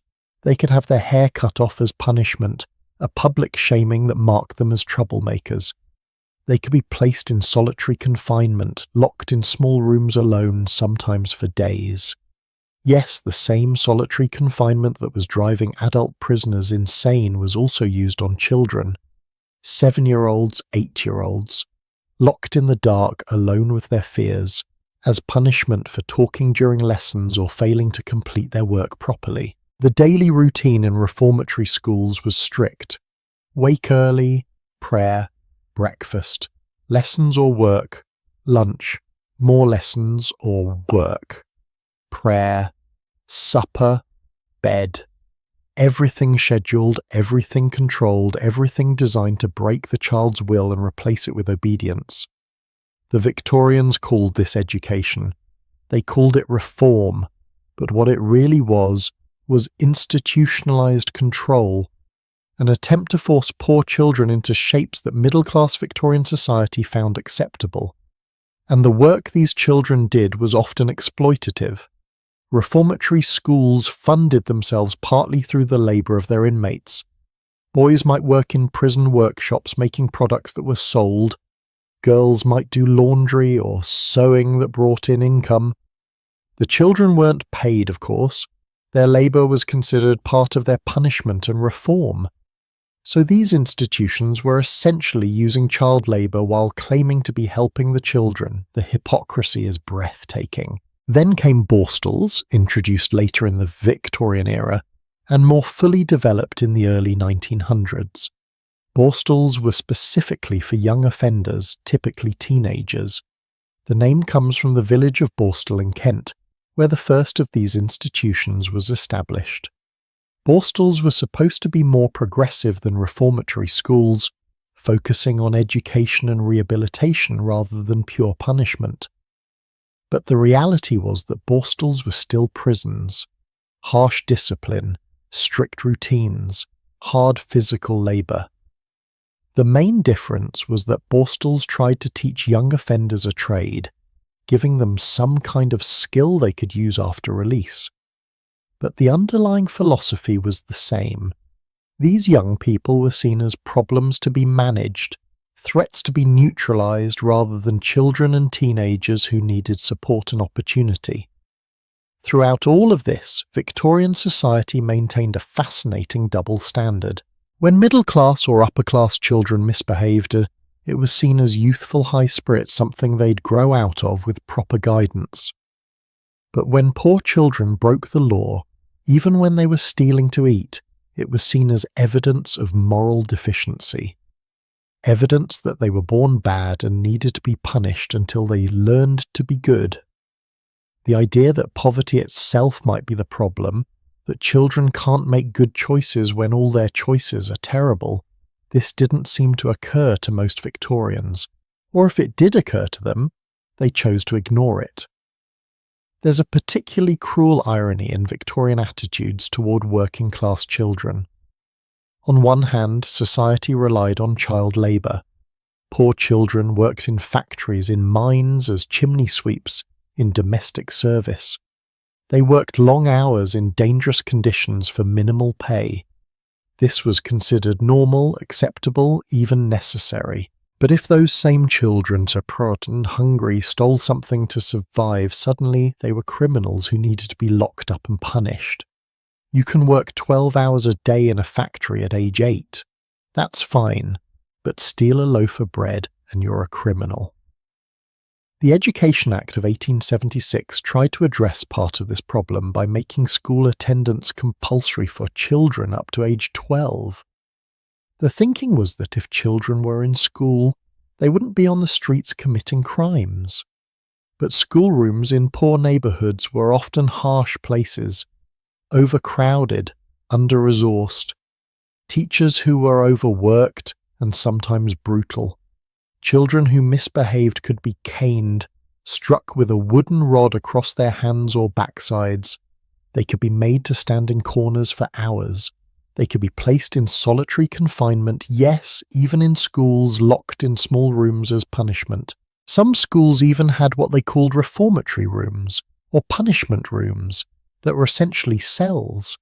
A child who repeatedly misbehaved might be locked in one of these rooms for the entire school day, sitting alone in the dark while their classmates learned their lessons in the next room. The idea was to make the child reflect on their behaviour and choose to do better. Sound familiar? It's the same philosophy that drove the separate system in adult prisons. Isolation leads to reflection, leads to reformation. Except it didn't work for adults, and it certainly didn't work for children. Reading Jail, a famous Victorian prison built in 1844, held both adults and young people. Oscar Wilde would later be imprisoned there, but that's another story. Before reforms separated juvenile offenders, Reading held children as young as 8 or 9 years old. These children followed the same routine as adult prisoners, same solence rules, same hard labour, though perhaps adjusted slightly for their size, same isolation, same punishment for infractions. Imagine being 9 years old and being told you're not allowed to speak. Not for days, not for weeks, not for months. You're a child. Your brain is still developing. You need social interaction, play, conversation. These things aren't luxuries for children, they're necessities. Take them away, and you damage the child's development in ways that might never be repaired. But the Victorians didn't understand child psychology the way we do now, or perhaps they understood it and simply didn't care. Either way, the result was the same: damaged children who grew into damaged adults. One particularly heartbreaking detail from historical records. In some prisons that held children, the exercise yards had markings painted on the ground. Children were supposed to walk in these marked paths during their exercise hour, keeping a certain distance from each other. Not speaking, not playing, just walking. Walking in circles like the adults, like prisoners, because that's what they were, even though their crimes were often nothing more than trying to survive. There were a few voices of dissent. Some reformers argued that children shouldn't be imprisoned at all, that society had a duty to care for poor children rather than punish them. But these voices were in the minority. Most Victorians believed that punishment was necessary, that children needed to learn consequences for their actions, and that being soft on juvenile crime would only create more criminals in the future. So the system continued. Children continued to be arrested, beaten, imprisoned, broken. Here's a question worth considering. What happens to a child who grows up in this system? A child who's been whipped by officials, locked in solitary confinement, forced to work in silence, taught that adults are threats and that society sees them as worthless criminals. What kind of adult does that child become?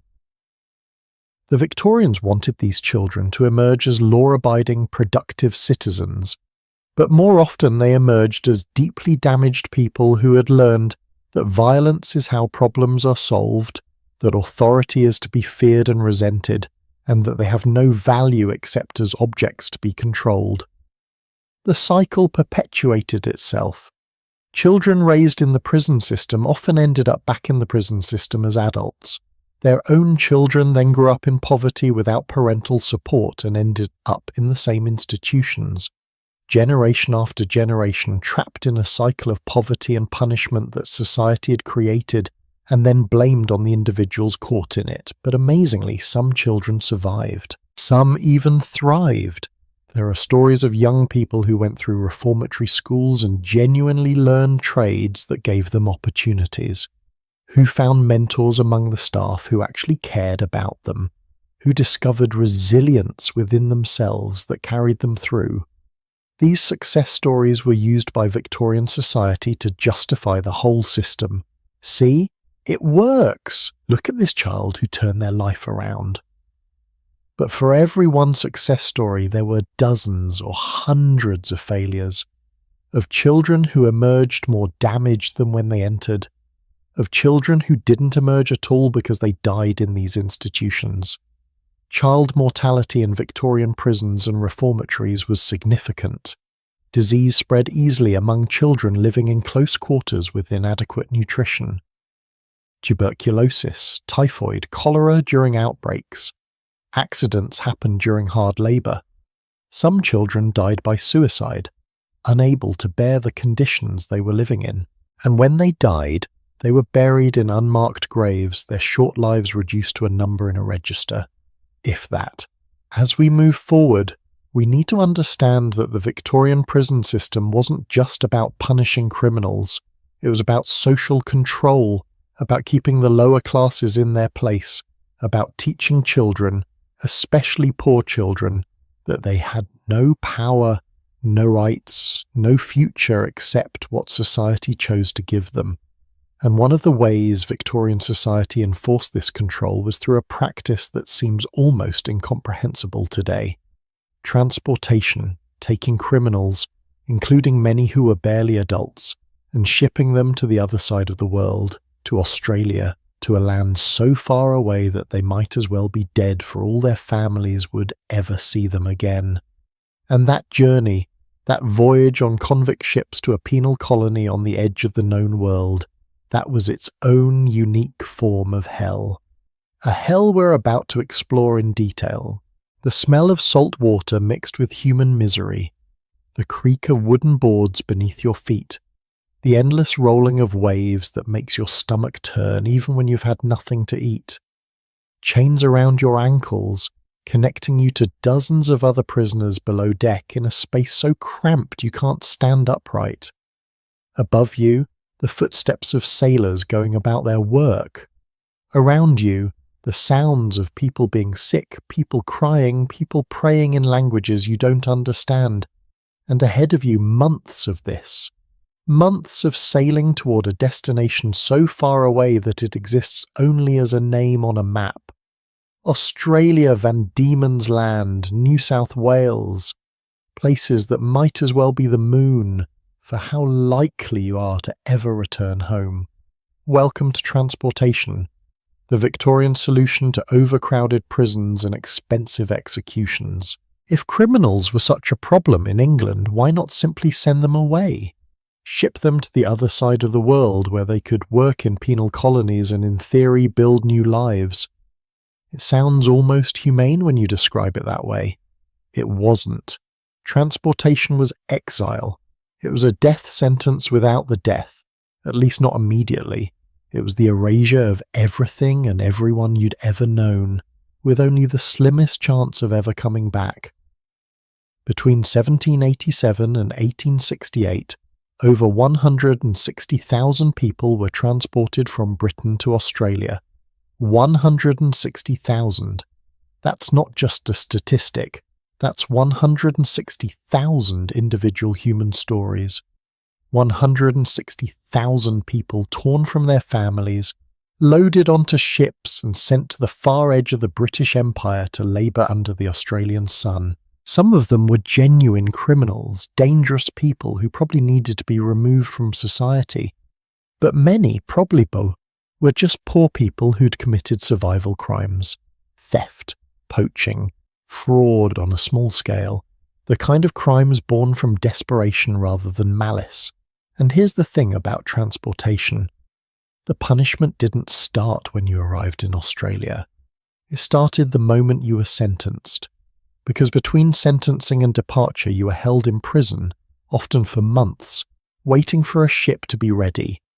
If you were lucky, you waited at Pentonville Prison, where at least the facilities were relatively new. If you were unlucky, you waited in older, more decrepit institutions.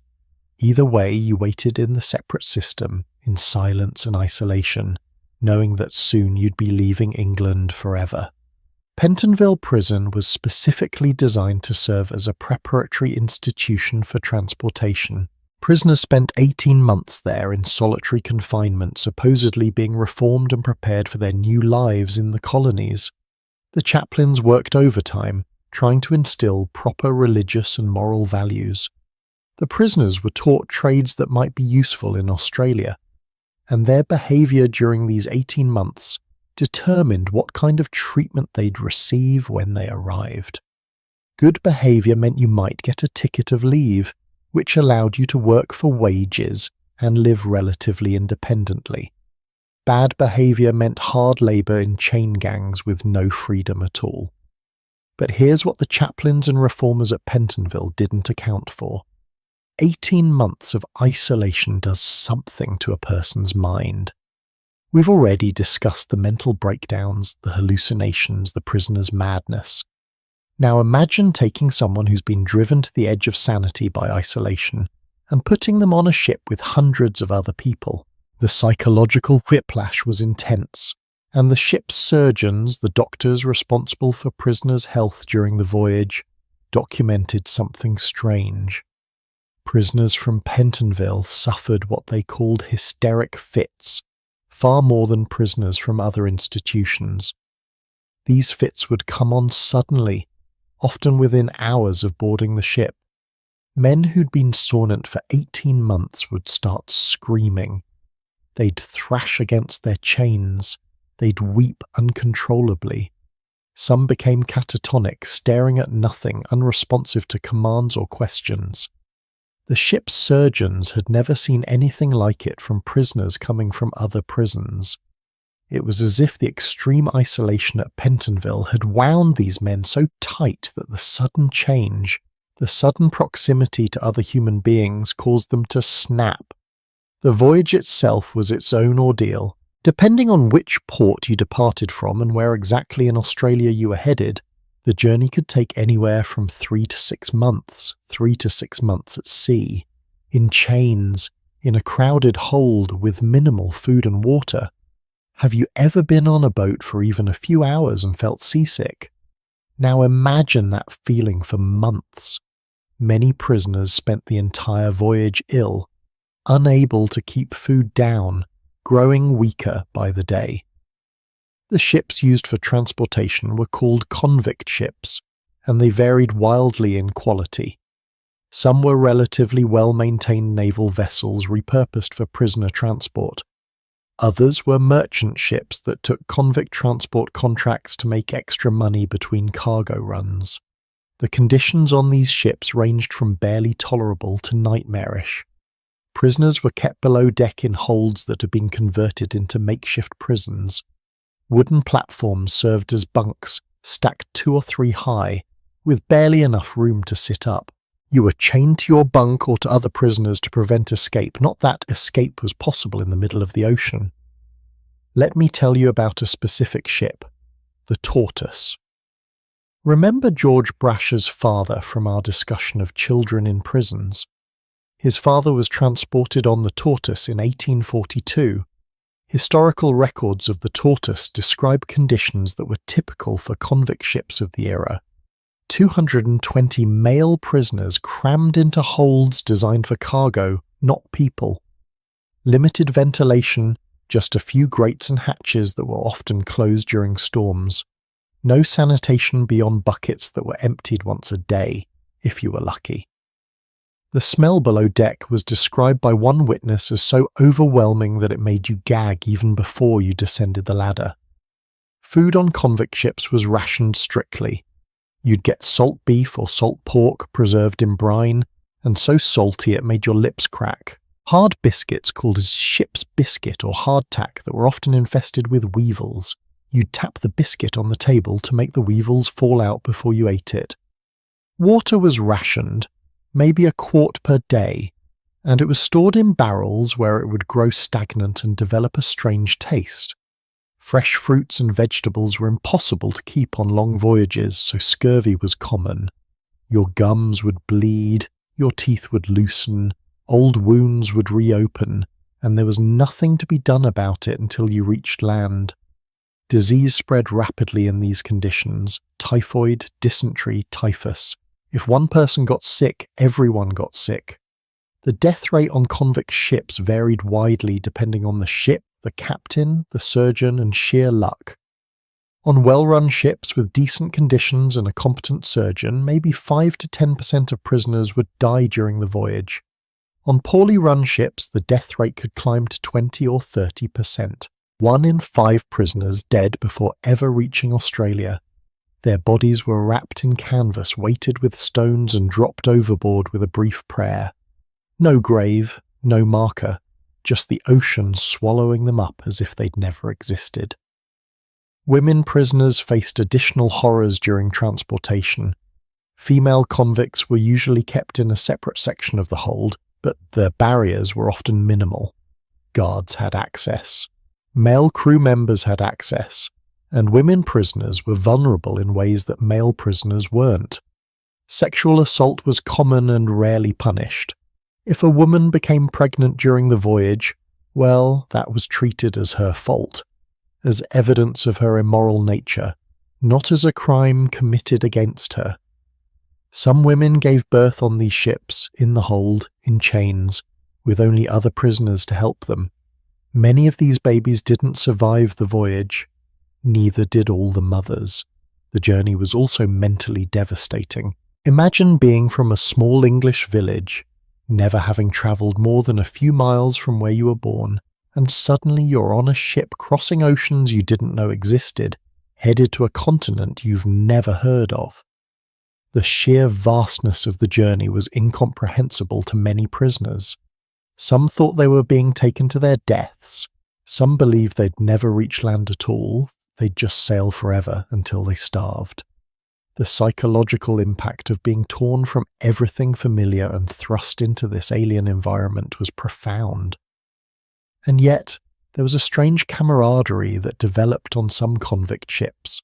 Men and women who'd been kept in isolation, forbidden from speaking, suddenly found themselves surrounded by hundreds of fellow prisoners. Yes, you were chained. Yes, you were sick and miserable, but you could talk. You could share stories.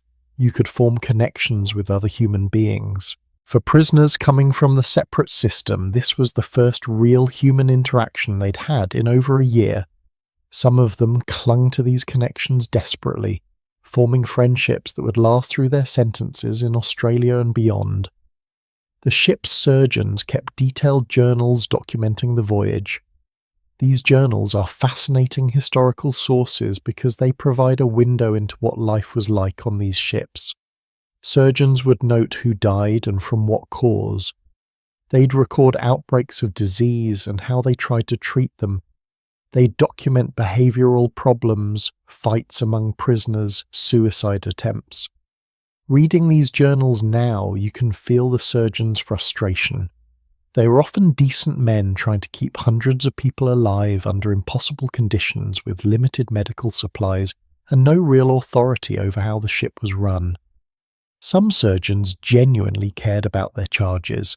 They'd advocate for better conditions, more food, cleaner water. They'd set up schools on board, teaching prisoners to read or giving them useful information about what to expect in Australia. They'd organise exercise periods where prisoners were brought on deck in small groups to get fresh air and sunlight. But other surgeons were indifferent or actively cruel. They saw the prisoners as cargo, not people, and treated them accordingly. The experience you had during transportation depended hugely on which kind of surgeon you got. Eventually, after months at sea, land would appear on the horizon. Australia. The end of the journey and the beginning of a new ordeal. Ships would dock at various ports. Hobart in Van Diemen's Land, now called Tasmania. Sydney in New South Wales. Other settlements along the Australian coast. Prisoners would be unloaded, still in chains, weak from the voyage, blinking in the bright sunlight they hadn't seen in months. And then the sorting would begin. Your behaviour during the 18 months at Pentonville, documented in reports that travelled with you, determined what happened next. The best-behaved prisoners received tickets of leave. These were essentially parole documents. You were assigned to a master, someone who'd employ you, usually a farmer or business owner who needed labour. You'd work for wages, though a portion went back to the colonial government. You had some freedom to move around, to choose where you lived within certain boundaries. If you stayed out of trouble and completed your sentence, you could become a fully free settler, able to stay in Australia with all the rights of any other British subject. But if your behaviour at Pentonville had been poor, or if you'd caused trouble during the voyage, you were assigned to hard labour. This meant chain gangs. Picture this. You're still in chains, now connected to 20 or 30 other prisoners. You march to work sites, often miles away from where you sleep.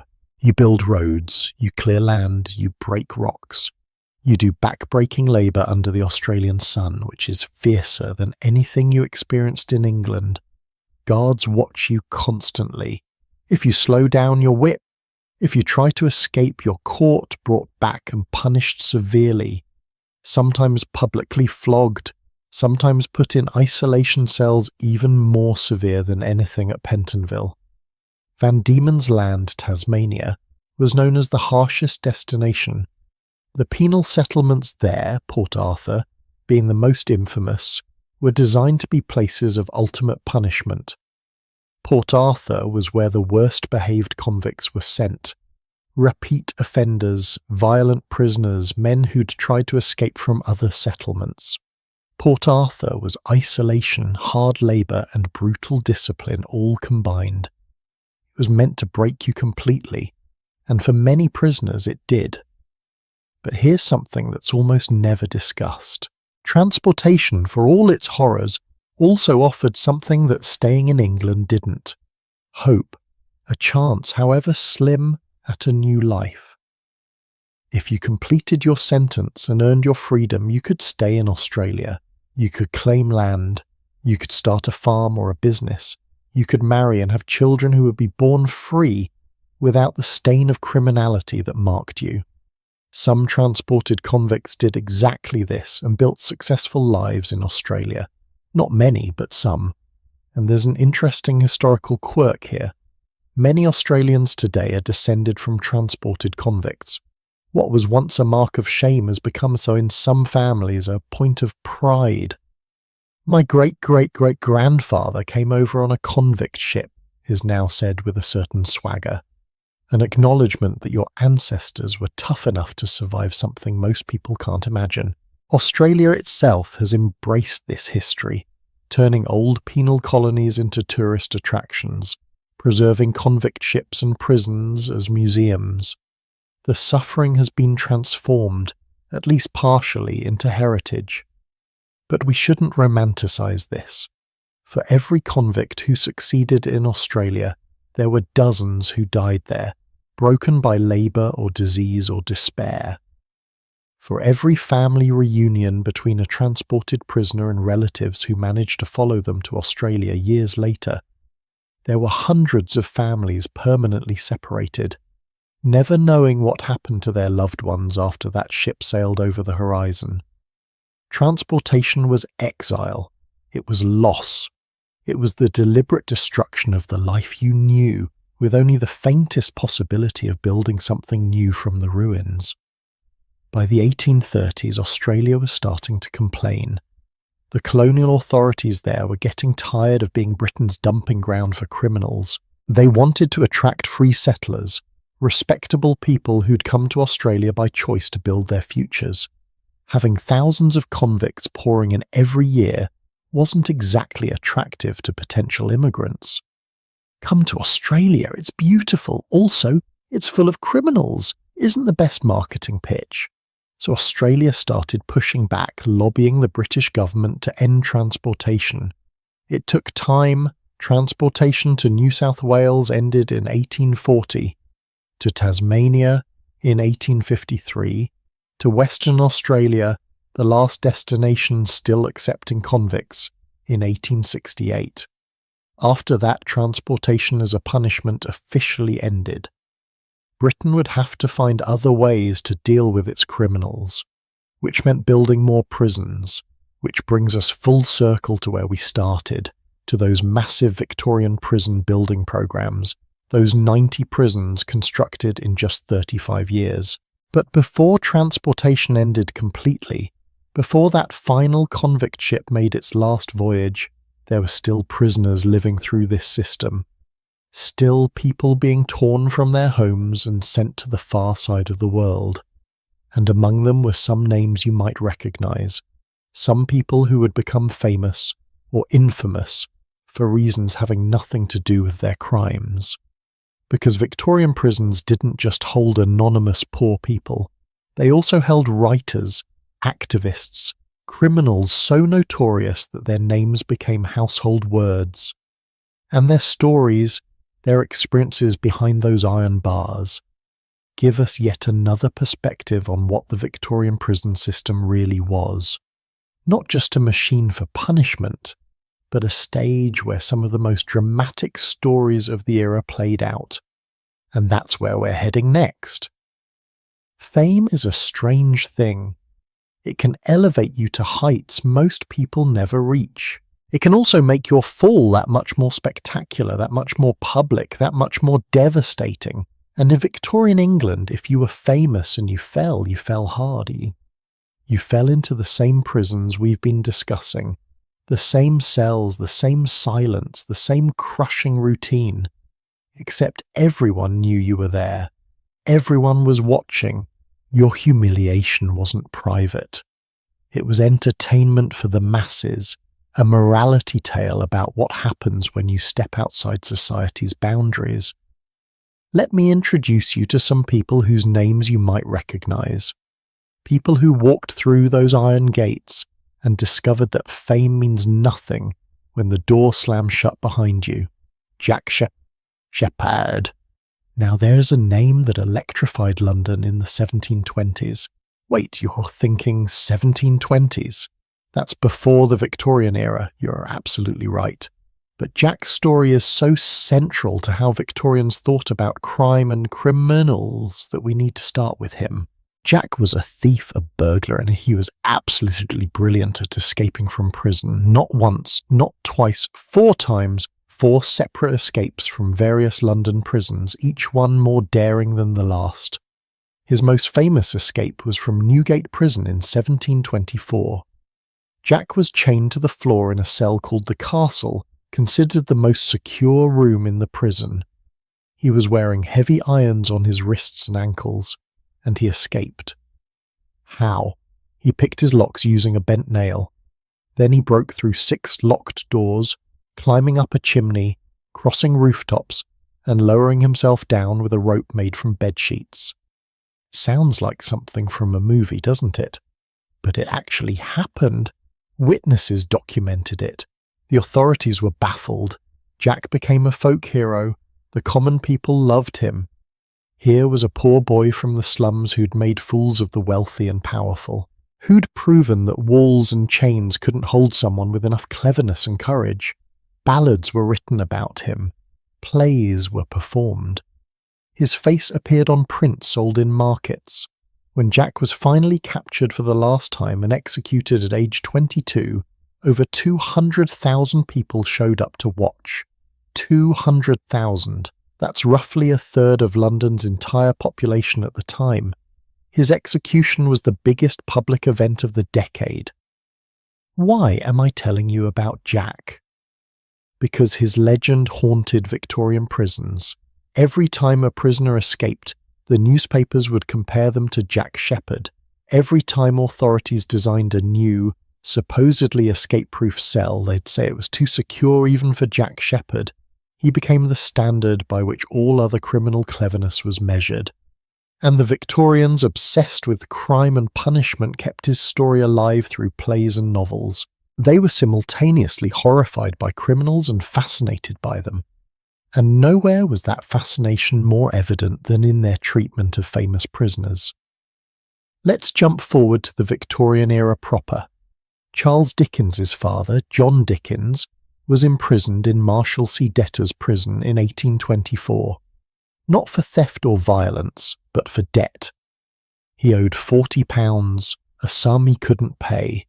So he was locked up in Marshalsea, a prison that had existed since medieval times and was notorious for its terrible conditions. Debtors' prisons were their own strange category. You weren't there for committing a crime in the traditional sense. You were there because you owed money, and you'd stay there until you paid your debt or struck a deal with your creditors. Here's the insane logic of debtors' prisons. You owe money, so we're going to lock you up where you can't earn any money, which means you definitely won't be able to pay your debt. Makes perfect sense, right? The idea was that your family or friends would pay on your behalf to get you released. If you had no family or friends with money, well, you were simply stuck. Some people spent years in debtors' prisons. Some died there. When John Dickens was imprisoned, his entire family moved into the prison with him, except for 12-year-old Charles. This was common practice. Families could live in debtors' prisons if they had nowhere else to go, which tells you something about the desperation of poverty. Young Charles was sent to work in a factory to help support the family, labelling bottles for 6 shillings a week. The experience traumatised him. He wrote about it later in his life, describing the humiliation, the fear, the sense of abandonment. And Marshalsea Prison appears in several of his novels, most notably Little Dorrit, where he drew directly from his childhood memories.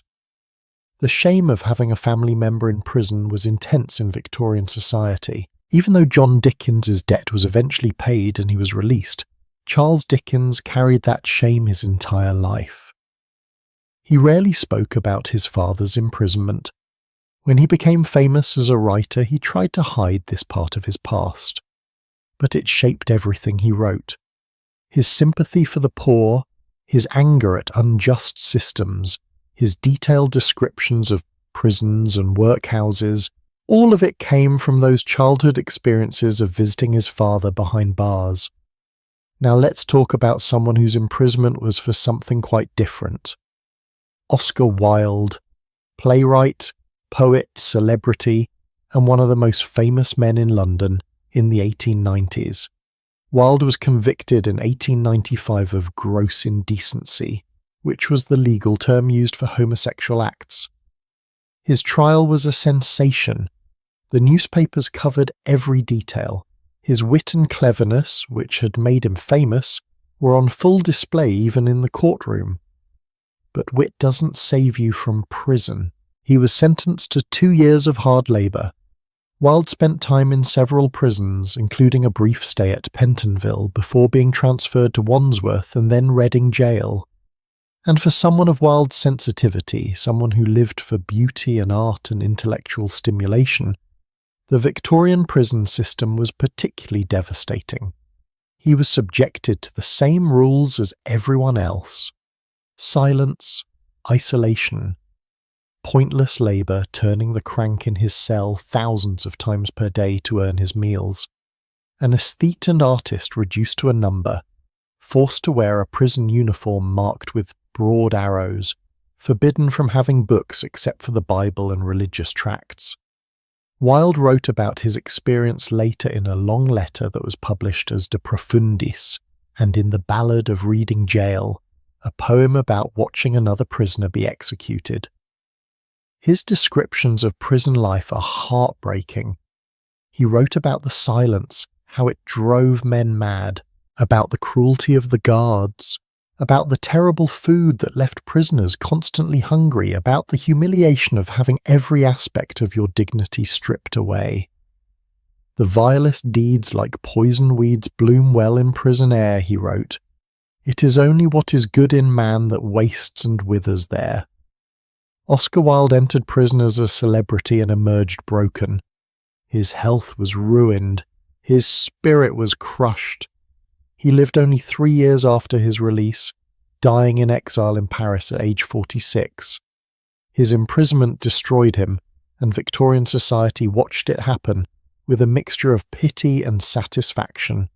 He'd been too clever, too different, too willing to challenge conventional morality. His punishment was seen as fitting by many, a warning to others about what happens when you deviate from acceptable behaviour. Then there were the political prisoners, members of the Fenian movement, Irish Republicans fighting for independence from Britain, who were arrested and imprisoned for their activities. In 1867, an event occurred that shocked Victorian London. Fenians attempted to break one of their members, Richard O'Sullivan Burke, out of Clerkenwell House of Detention. They packed gunpowder against the prison wall and lit it, expecting the explosion to create a hole through which Burke could escape. The explosion was much larger than they'd planned. The wall did come down, but it also destroyed houses across the street. 12 people were killed, over 100 were injured. The event became known as the Clerkenwell Outrage, and it terrified Londoners. Prisons were supposed to be impenetrable. The idea that someone would attack a prison from the outside was almost unthinkable. Security was immediately increased at all London prisons, and the Fenian responsible for organising the explosion, Michael Barrett, became the last person to be publicly executed in England, hanged outside Newgate Prison in 1868 before a crowd of thousands. But perhaps the most haunting category of famous prisoners were the ones who became famous because of their crimes. Charles Peace was one of these, a burglar and murderer who terrorised England in the 1870s. Peace was clever, he disguised himself brilliantly and could impersonate different accents and characters. He committed dozens of burglaries before he was finally caught in 1878. After his arrest and conviction, he became a celebrity of sorts. People were fascinated by his cleverness, his ability to evade capture for so long. When he was hanged at Leeds Prison in 1879, the event drew massive crowds. Victorian society had this weird relationship with criminals. They were horrified by crime, absolutely obsessed with punishment and moral reform, but they were also deeply fascinated by criminals, especially clever or notorious ones. Newspapers sold well when they had crime stories. People would attend trials as entertainment, packing courtrooms to watch proceedings. Executions were public spectacles that drew thousands of spectators. There was something almost celebratory about it all, which seems deeply strange to us now, but was perfectly normal in Victorian culture. And this brings us to someone who wasn't a prisoner himself, but who changed how Victorian society thought about prisoners. Charles Dickens, the same boy who'd visited his father in Marshalsea, became as an adult one of the most prominent voices commenting on crime and punishment. He visited prisons regularly, both in England and during his travels to America. He wrote scathingly about prison conditions. He argued that the separate system was cruel and psychologically destructive. Remember, this was a man who'd seen firsthand what poverty and imprisonment could do to a family. But Dickens was complicated on this issue. He believed in punishment. He believed that criminals needed to be held accountable. He just thought the methods being used were counterproductive and inhumane. He advocated for reform, for better conditions, for treating prisoners like human beings capable of change. And because Dickens was immensely popular, his opinions mattered. His novels, which often featured prisons and prisoners, shaped public opinion.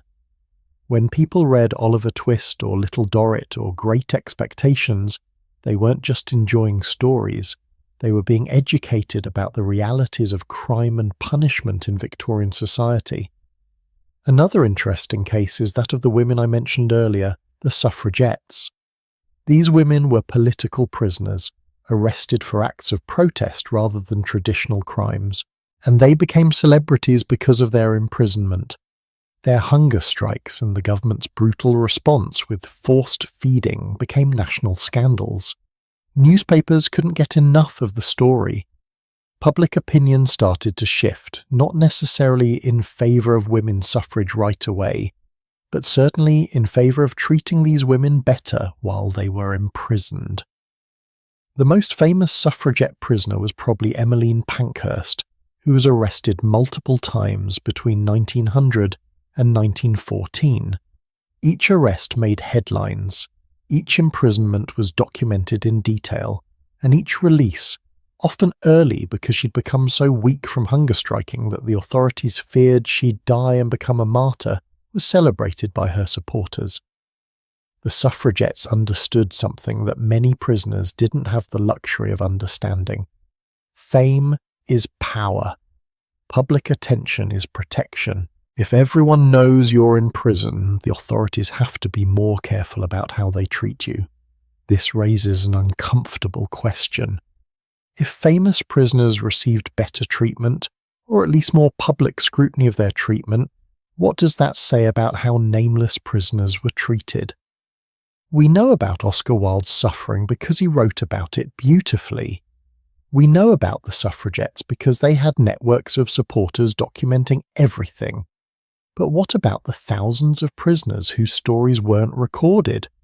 Whose suffering happened in silence and darkness, with no one watching, no one caring?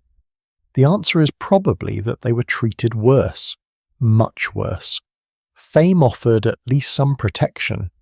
If you were nobody, if you had no family with influence, no friends with resources, no public watching your case, then you were completely at the mercy of a system that had very little mercy to give. You could be beaten and no one would know. You could die and barely anyone would notice you. Your suffering would be invisible, acceptable, unremarkable. Victorian prisons held everyone. The famous and the anonymous, the political activist and the desperate thief, the writer and the illiterate, the adult and the child, rich debtors who'd fallen on hard times and poor people who had never had good times to begin with. And the system treated them all, theoretically the same silence, the same labour, the same routine. But in practice there were always differences, always hierarchies, always ways that money or fame or connections could make your experience slightly less terrible. These famous prisoners, their stories serve a purpose for us beyond just being interesting historical anecdotes. They remind us that the people in Victorian prisons were individuals. They had personalities, talents, dreams, fears. Jack Sheppard was clever and brave. Oscar Wilde was brilliant and sensitive. The suffragettes were passionate and determined.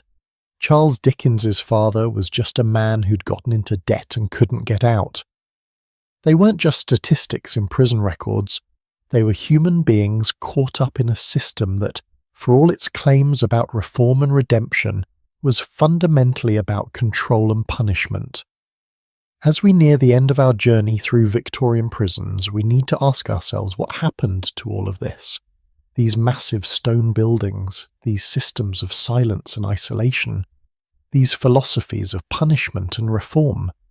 Because some of those Victorian prisons are still standing, still operating, still holding prisoners today over 150 years after they were built. And that fact, that reality, raises profound questions about how much we've really changed, about whether the Victorian approach to imprisonment ever truly ended, or if it just evolved into something slightly different but fundamentally the same. That's what we're going to explore now, as we bring our story into the modern era and see how the long shadow of Victorian punishment still falls across the present day. Walk past a Victorian prison today, and you might not even realise what you're looking at. The massive stone walls, the tiny windows, the imposing gate that seems designed to swallow hope. You might think it's a museum, a historical monument, something preserved from a distant past that we've long since moved beyond. But look closer. See those security cameras, that modern lighting, those guards in contemporary uniforms. This isn't a museum, this is a working prison. Right now in 2025 there are people living behind those Victorian walls, sleeping in cells designed in 1842, walking corridors planned when Queen Victoria was a young woman. And that should shock us. It should make us ask questions, because if we're still using buildings from an era we acknowledge was brutal and inhumane, what does that say about how much we've really changed? 32 Victorian-era prisons are still operational in England and Wales today. 32. That's not a handful, that's not a few historical buildings kept running for sentimental reasons. That's a significant portion of the prison system. These 32 prisons currently hold approximately 22,000 inmates. 22,000 human beings. That's roughly 1/4 of England's entire prison population, living in buildings that were designed over a century and a half ago, based on philosophies we now recognise as psychologically harmful. Let me take you inside one of these prisons as it exists today, Her Majesty's Prison Liverpool, or as it's sometimes called by inmates and staff, Hellmarsh, a play on the name of another notorious prison. Liverpool Prison opened in 1855. That makes it 170 years old as of this year. The building itself is largely unchanged from its Victorian origins. The same radial design we discussed earlier. The same narrow cells, the same thick walls designed to prevent sound from travelling between prisoners. But now those Victorian walls are covered with modern additions. security cameras mounted on brackets, electrical wiring running along the outside of buildings because the walls were never designed to have electricity running through them, air conditioning units bolted to windows that were meant to provide only minimal ventilation, modern plumbing retrofitted through spaces never intended for it. The prison looks like what it is, a Victorian building desperately trying to accommodate 21st century needs and failing in visible, sometimes dangerous ways. In 2017, Her Majesty's Inspectorate of Prisons issued a damning report about Liverpool Prison. The conditions were described as some of the worst they'd seen. Overcrowding was severe, with prisoners often doubled up in cells designed for single occupancy, cells that were already barely adequate when they were built. Sanitation was poor, violence was high, drug use was rampant. The report used the word squalid multiple times. This wasn't ancient history they were describing. This was 5 years ago in what's supposed to be a modern, humane justice system. The government's response? A £6 million refurbishment of one wing. £6 million to repaint walls, replace windows, install new electrical sockets, and update flooring in 90 cells. That sounds like a lot of money, and it is. But think about what they're doing. They're putting a fresh coat of paint on a fundamentally flawed building. They're replacing Victorian windows with modern ones, but the walls those windows sit in are still the same thick stone designed to create isolation.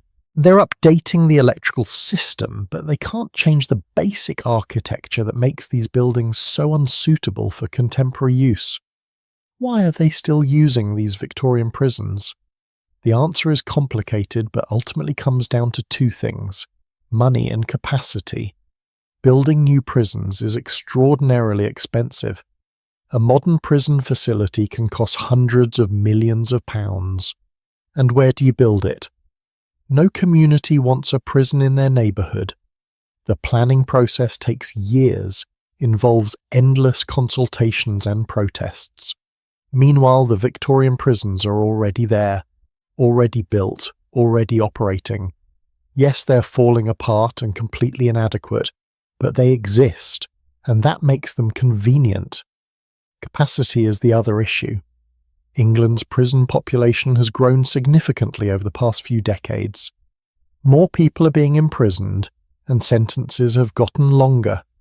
The system needs space for all these prisoners.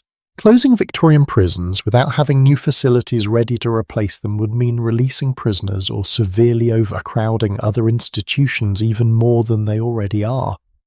So the Victorian prisons stay open year after year, decade after decade, long past when they should have been retired.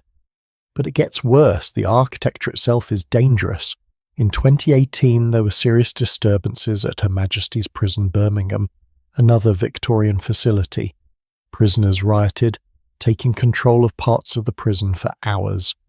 During the investigation afterward, it was noted that the Victorian building's design had been weaponized. Prisoners had broken off pieces of the old infrastructure, pipes, railings, parts of cells, and used them as weapons. The building was literally falling apart in ways that endangered both prisoners and staff.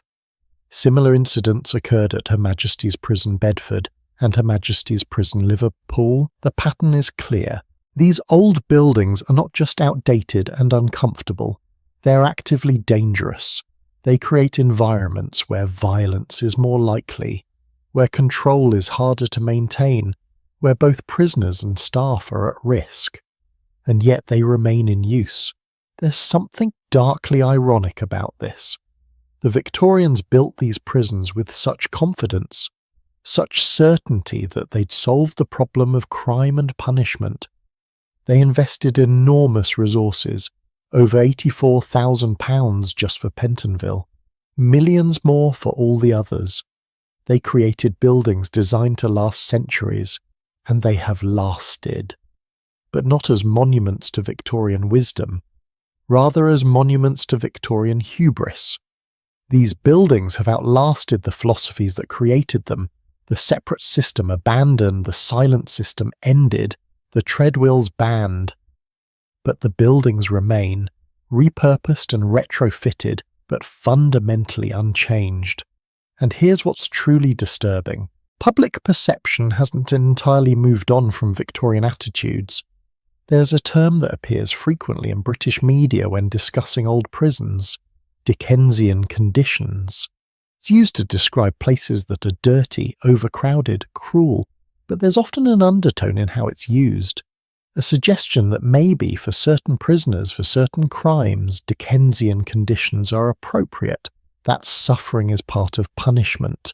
That we shouldn't be too concerned about how terrible these places are, because after all, the people in them are criminals. They did something wrong. Why should they be comfortable? This attitude, this belief that punishment should include suffering beyond the loss of freedom itself, is pure Victorian thinking. It's the same mindset that created the treadwheel and the crank. The same belief that criminals need to be broken before they can be reformed. We've dressed it up in modern language. We talk about being tough on crime instead of implementing hard labour, hard fare and hard board. But the underlying philosophy is remarkably similar. And it's not just the buildings that persist. Some Victorian practices have modern equivalents. Solitary confinement, which we now recognise as psychologically damaging, is still used extensively. We don't call it the separate system anymore. We call it segregation or administrative detention, but it's the same thing. Locking someone in a cell alone for 23 hours a day, depriving them of human contact, exposing them to the same psychological risks that drove Pentonville prisoners mad. We know it causes harm. Studies have documented the effects: increased rates of mental illness, self-harm, suicide, and yet we keep doing it. The treadwheel is gone, yes, but prisoners are still required to work, often for wages that are absurdly low, sometimes for private companies that profit from their labour. The work isn't as physically brutal as turning a crank thousands of times, but it serves a similar purpose. It keeps prisoners occupied, it generates income for the prison system, and it reinforces the message that prisoners exist to be used, to produce value for society while receiving minimal compensation and no real benefits. Let me tell you about a specific example that illustrates how little has changed in some ways. In 2020, during the COVID pandemic, prisons went into lockdown. Prisoners were confined to their cells for 23 hours a day to prevent the spread of disease. This meant no work, no education programs, no visits from family, no exercise beyond 1 hour alone in a yard. Essentially, every prisoner in the system was placed in conditions identical to the Victorian separate system, and the effects were immediate and predictable. Mental health crises, increased self-harm, suicide attempts, violence when prisoners were let out of their cells. The exact same problems the Victorians documented in the 1840s happened again in 2020. The government presented this as an unfortunate but necessary response to a health crisis. But it also revealed something important. The infrastructure was already there to essentially recreate Victorian prison conditions. The cells designed for isolation. The routines built around control rather than rehabilitation. The whole system could revert to its Victorian form almost instantly, because fundamentally, it never fully moved away from it. Now, contrast this with how some other countries approach imprisonment. Scandinavian countries, particularly Norway, have taken a completely different approach. Norwegian prisons focus on rehabilitation rather than punishment. Cells are more like small apartments than cages. Prisoners have access to education, job training, therapy, outdoor activities. The recidivism rate, the rate at which former prisoners commit new crimes, is dramatically lower than in countries like the United Kingdom or the United States. It's not because Norwegians are inherently better people. It's because the system treats prisoners as human beings who will eventually return to society and should be prepared for that return rather than as criminals who need to be punished and broken. Could Britain adopt this approach? Theoretically, yes, Practically, it would require tearing down or completely repurposing those 32 Victorian prisons and building entirely new facilities designed around different principles. It would require a massive shift in public attitudes about what prison should be, and it would cost billions of pounds. None of which seems likely to happen anytime soon. So the Victorian prisons persist. Year after year, they're patched and painted and retrofitted. Millions of pounds are spent maintaining buildings that should probably be museums instead of operational prisons, and the people inside them, the 22,000 prisoners living in Victorian conditions, they pay the price for this failure of imagination and political will. There's a particular cruelty in this that I think needs to be acknowledged. These prisoners know they're living in buildings from another era. They can see the Victorian architecture. They can feel the weight of all that history pressing down on them. And they must wonder why, in 2025, in one of the wealthiest countries in the world, they're being housed in conditions that we acknowledge were inhumane when they were created. The staff who work in these prisons struggle too. Corrections officers trying to maintain safety and order in buildings that fight against them. Buildings with blind spots where cameras can't see. Hidden spaces in ancient architecture where contraband can be hidden. Structures that are literally crumbling, with pieces falling off that can be used as weapons. It's not just prisoners who suffer from the continued use of Victorian prisons. It's everyone who works in them, everyone who visits family members there, everyone touched by a system that refuses to let go of its past. Some Victorian prisons have been closed. Her Majesty's Prison, Shrewsbury, shut down in 2013 after operating for over 200 years. It's now a tourist attraction, offering guided tours where visitors can see what Victorian imprisonment was really like. The irony is thick. We'll preserve these buildings as museums to educate people about how terrible the past was, but we'll also keep other identical buildings running as actual prisons, subjecting real people to those same conditions we're telling tourists were unacceptable and inhumane. The government has announced plans to close more Victorian prisons and replace them with modern facilities. But these announcements have been made repeatedly over the past several decades, and the old prisons keep operating, because closing them requires having somewhere else to put the prisoners, and building new prisons is politically difficult, expensive, and time-consuming. So the cycle continues. Reports document terrible conditions, refurbishments are announced, money is spent on the temporary improvements, a few years pass, another report documents terrible conditions, and nothing fundamental changes. This is the legacy of Victorian prisons in the modern era. Not the reform and redemption the Victorians promised, not the transformation of criminals into productive citizens, just endurance, buildings that won't die, systems that won't change, philosophies that persist long after we've supposedly moved beyond them. The Victorian era ended over a century ago, but in these 32 prisons, in the cells where 22,000 people live today, the Victorian era never really ended at all. And this brings us to perhaps the most important question of our entire journey through Victorian prisons. What do we do about this? How do we break free from the legacy of Victorian punishment? How do we create a justice system that actually serves justice rather than just perpetuating cycles of harm? These are not easy questions. They require us to confront uncomfortable truths about what we believe punishment should be, about who deserves compassion and who doesn't, about whether we truly believe in rehabilitation or if we're still, deep down, Victorian in our hearts.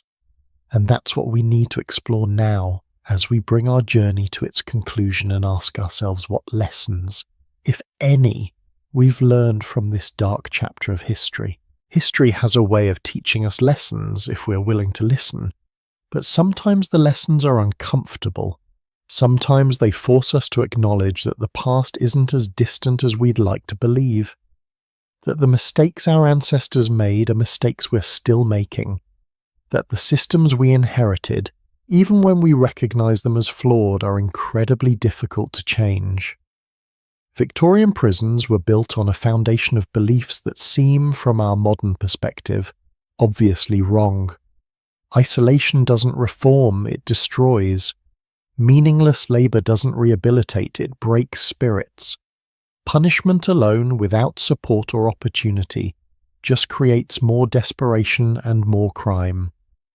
We know these things now. We have the research, the data, the psychological understanding that the Victorians lacked. So why haven't we done better? Let me start with something that might surprise you. The Victorian prison system wasn't created by monsters, it was created by reformers, people who genuinely believed they were making things better. Before the Victorian era, prisons were chaotic, disease-ridden places where prisoners were essentially warehoused with minimal supervision. Corruption was rampant. Rich prisoners could buy comfort, while poor prisoners starved. There was no system, no philosophy, just containment. The Victorians looked at this and said, "We can do better." And in some ways they did. They brought order. They brought hygiene, at least relative to what came before. They brought the idea that prisons should have a purpose beyond just holding people. But their solution was built on flawed assumptions. They assumed that criminality was primarily a moral failing rather than often a response to poverty and lack of opportunity. They assumed that isolation would lead to reflection and reform rather than madness. They assumed that suffering was necessary for transformation. And they assumed that they, the educated middle and upper classes, knew what was best for the poor criminals they were trying to save from themselves. These assumptions led them to create a system that caused immense harm while believing they were doing good. That's the first lesson. Good intentions are not enough. In fact, good intentions can be dangerous when they're not paired with humility and a willingness to question your own assumptions.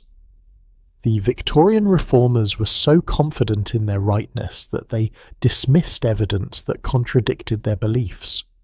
When prisoners went mad from isolation, the reformers called them liars or said they were predisposed to madness. When the separate system clearly wasn't working, they defended it for decades rather than admit they'd been wrong. Pride and certainty made them blind to the suffering they were causing. We see this pattern repeated throughout history. People implementing policies they're convinced are right, dismissing feedback that suggests otherwise, and causing harm while believing they're helping. The lesson for us is to hold our own certainties lightly, to listen to the people affected by our systems rather than just the people designing them, to be willing to admit when something isn't working and change course even when doing so means acknowledging we were wrong. The second lesson is about the danger of dehumanization. Victorian society made it easier to treat prisoners cruelly by first deciding that prisoners were fundamentally different from respectable people. They were called the criminal class, as if criminality was an inherited trait rather than often a response to circumstances. They were reduced to numbers. They were dressed in uniforms marked with arrows to make sure everyone knew what they were. They were forbidden from speaking, from having names, from maintaining the connections and identities that make us human. Once you've dehumanized someone, it becomes much easier to justify their suffering. This is not unique to the Victorians. Every system of oppression throughout history has relied on dehumanization. Slavery required convincing people that enslaved individuals were somehow less than human. Genocide requires the same process of othering, of creating categories that make it possible to see certain groups as not fully deserving of compassion or rights. The Victorian prison system was less extreme than these examples, obviously, but it used the same psychological mechanism. Make the prisoners other. Make them criminals, fallen people, moral failures. Then you can lock them in tiny cells and work them until they break and tell yourself you're reforming them rather than destroying them. The lesson here is to resist dehumanization in all its forms, To remember that the categories we create, criminal and law-abiding, deserving and undeserving, are often more about maintaining social hierarchies than about any fundamental difference between people. Every prisoner was once a baby, once a child with dreams, once a person who made choices in a context that we, if we were honest, might not have navigated any better. That doesn't excuse harmful behavior, but it should prevent us from treating people as if they're disposable or beyond redemption. The third lesson is about the persistence of systems. Once you've built something massive, a network of 90 prisons, a workforce of thousands of guards and administrators, a set of laws and procedures and bureaucratic process, that thing takes on a life of its own, becomes incredibly difficult to change, even when everyone agrees it's not working. There's inertia. There are vested interests. There are people whose jobs and identities are tied to the existing system. There's the simple fact that tearing something down and rebuilding it from scratch requires resources and political will that are often in short supply. The Victorian prison system should have been reformed much sooner than it was. The evidence that the separate system was causing mental breakdowns was clear by the late 1840s, but the system wasn't significantly changed until the late 1800s, and even then many practices continued well into the 20th century. Hard labour wasn't officially abolished until 1948. That's over a century of continuing practices that were known to be harmful. Why? Because changing systems is hard. Easier to make small adjustments, to paint the walls and pretend that's enough, than to fundamentally reimagine how things should work. This is true in every area of society. Education systems that don't serve students well, healthcare systems that leave people behind, economic systems that perpetuate inequality. We often know these systems are flawed. We have plenty of evidence. But actually, changing them requires overcoming enormous obstacles. The lesson is that we need to be persistent, that we need to keep pushing for change even when progress is slow, and that we need to be willing to be radical when incremental reform clearly isn't enough. Sometimes you can't just renovate the Victorian prison, you have to tear it down and build something entirely new. The fourth lesson is about who we listen to. Throughout the Victorian era, the people with the least power, the prisoners themselves, were the ones whose voices were least heard. When they reported the psychological torture of isolation, their reports were dismissed. When they tried to explain the desperation that had driven them to crime, no one was interested. The people making decisions about prison policy were people who had never experienced prison themselves, upper and middle-class men who'd never known poverty, who'd never been desperate enough to steal food, who'd never been locked in a cell and told they weren't allowed to speak. This disconnect between policymakers and affected populations is still a problem today. Laws about poverty are made by people who've never been poor. Policies about immigration are made by people who were born with citizenship. Rules about criminal justice are made by people who've never been arrested. And again, these policies fail to account for the realities of the people they affect, because the people making them simply don't understand those realities. They can imagine. They can theorize, but imagination is not experience. The lesson is that we need to center the voices of people who are directly affected by policies. Former prisoners should be consulted about prison reform. Poor people should be involved in discussions about poverty. This doesn't mean we simply do whatever any individual wants. Democracy is more complicated than that. But it does mean we can't keep making decisions about people without including them in the conversation. The Victorian reformers thought they knew what prisoners needed. They were wrong. We need to learn from that mistake. The fifth lesson, and this might be the most important one, is about the purpose of punishment. What are we trying to achieve when we lock someone up? The Victorians said they wanted reform and redemption, but their actions revealed that they also wanted suffering. They wanted criminals to pay for their crimes not just with time, but with pain. The treadwheel that went nowhere, the crank that produced nothing, the silence that drove people mad. These weren't about rehabilitation, they were about making sure punishment hurt. We still struggle with this question. Is prison meant to be rehabilitative, helping people change so they can successfully rejoin society? Is it meant to be punitive, making people suffer as payback for the harm they caused? Is it meant to be protective, simply removing dangerous people from society? Is it meant to be deterrent, making the threat of prison so terrible that people don't commit crimes in the first place? These purposes are often in conflict with each other. What makes for good deterrence, making prison as horrible as possible, directly contradicts what makes for good rehabilitation, creating an environment where people can heal and grow. The Victorians tried to do all of these things at once and ended up creating a system that didn't do any of them well. Prisons didn't deter crime, rates kept rising. They didn't rehabilitate, recidivism was high. They did protect society by keeping criminals locked up, but only temporarily, and the punishment, the suffering inflicted, was so severe that it often made people worse, rather than better. Broken people emerging from broken systems, more damaged than when they entered. The lesson is that we need to decide what we actually want from our justice system and design it accordingly.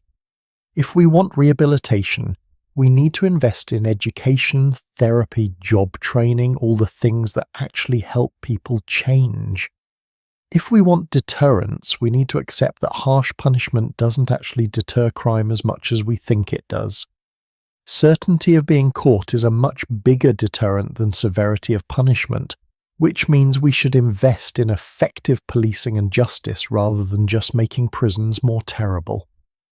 If we want protection, we need to be honest about which crimes actually require long-term incarceration and which don't.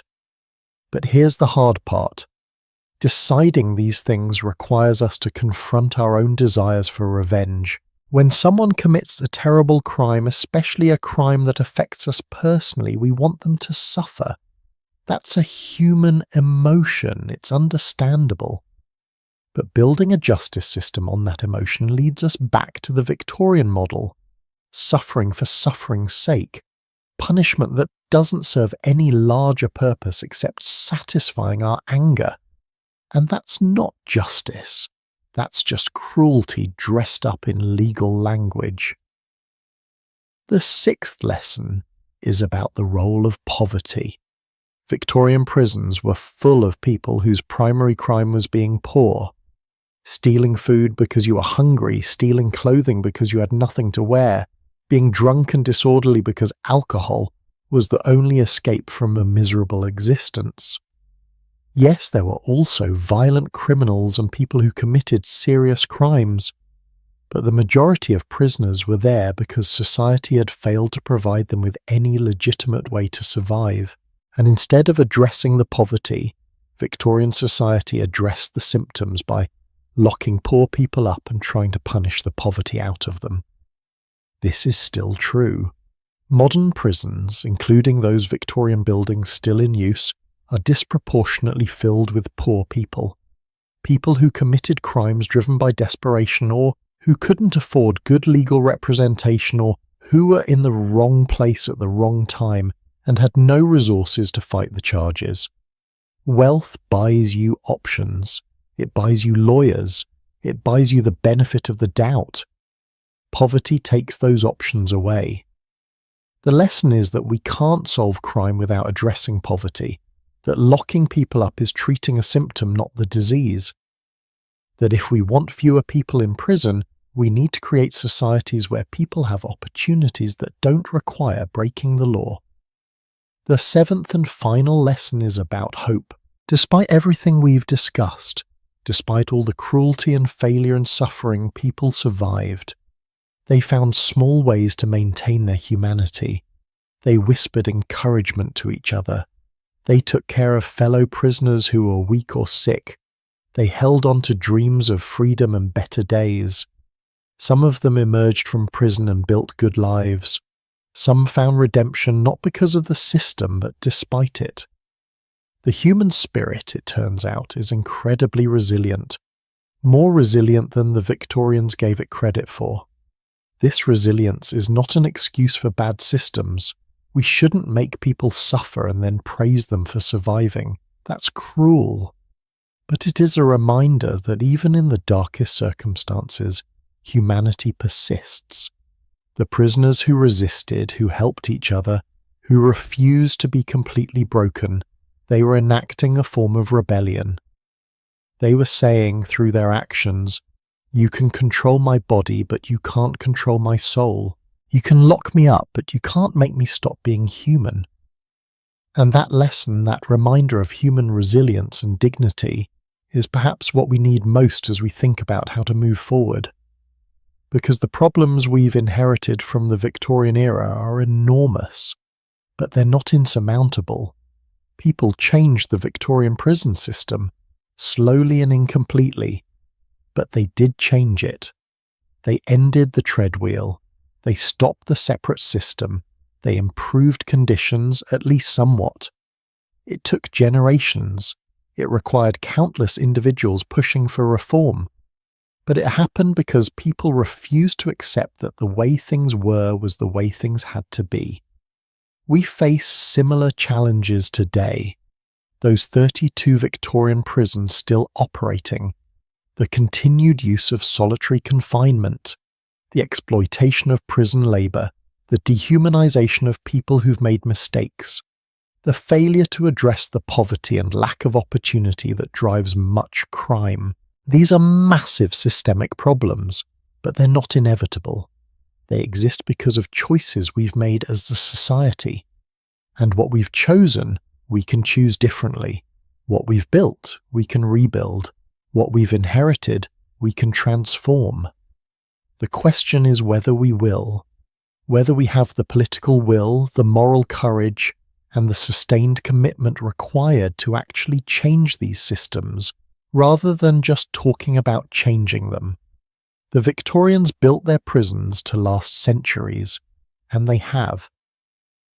But permanence in architecture doesn't require permanence in purpose. We can repurpose these buildings. We can transform these systems. We can honour the people who suffered in Victorian prisons by making sure that future generations don't suffer in the same ways. That's the challenge. That's the responsibility. And that's the hope. As we prepare to close this journey through the dark world of Victorian prisons, we need to bring everything together. All the stories we've heard, all the suffering we've witnessed, all the lessons we've learned, because history isn't just about the past, it's about understanding where we came from so we can decide where we're going.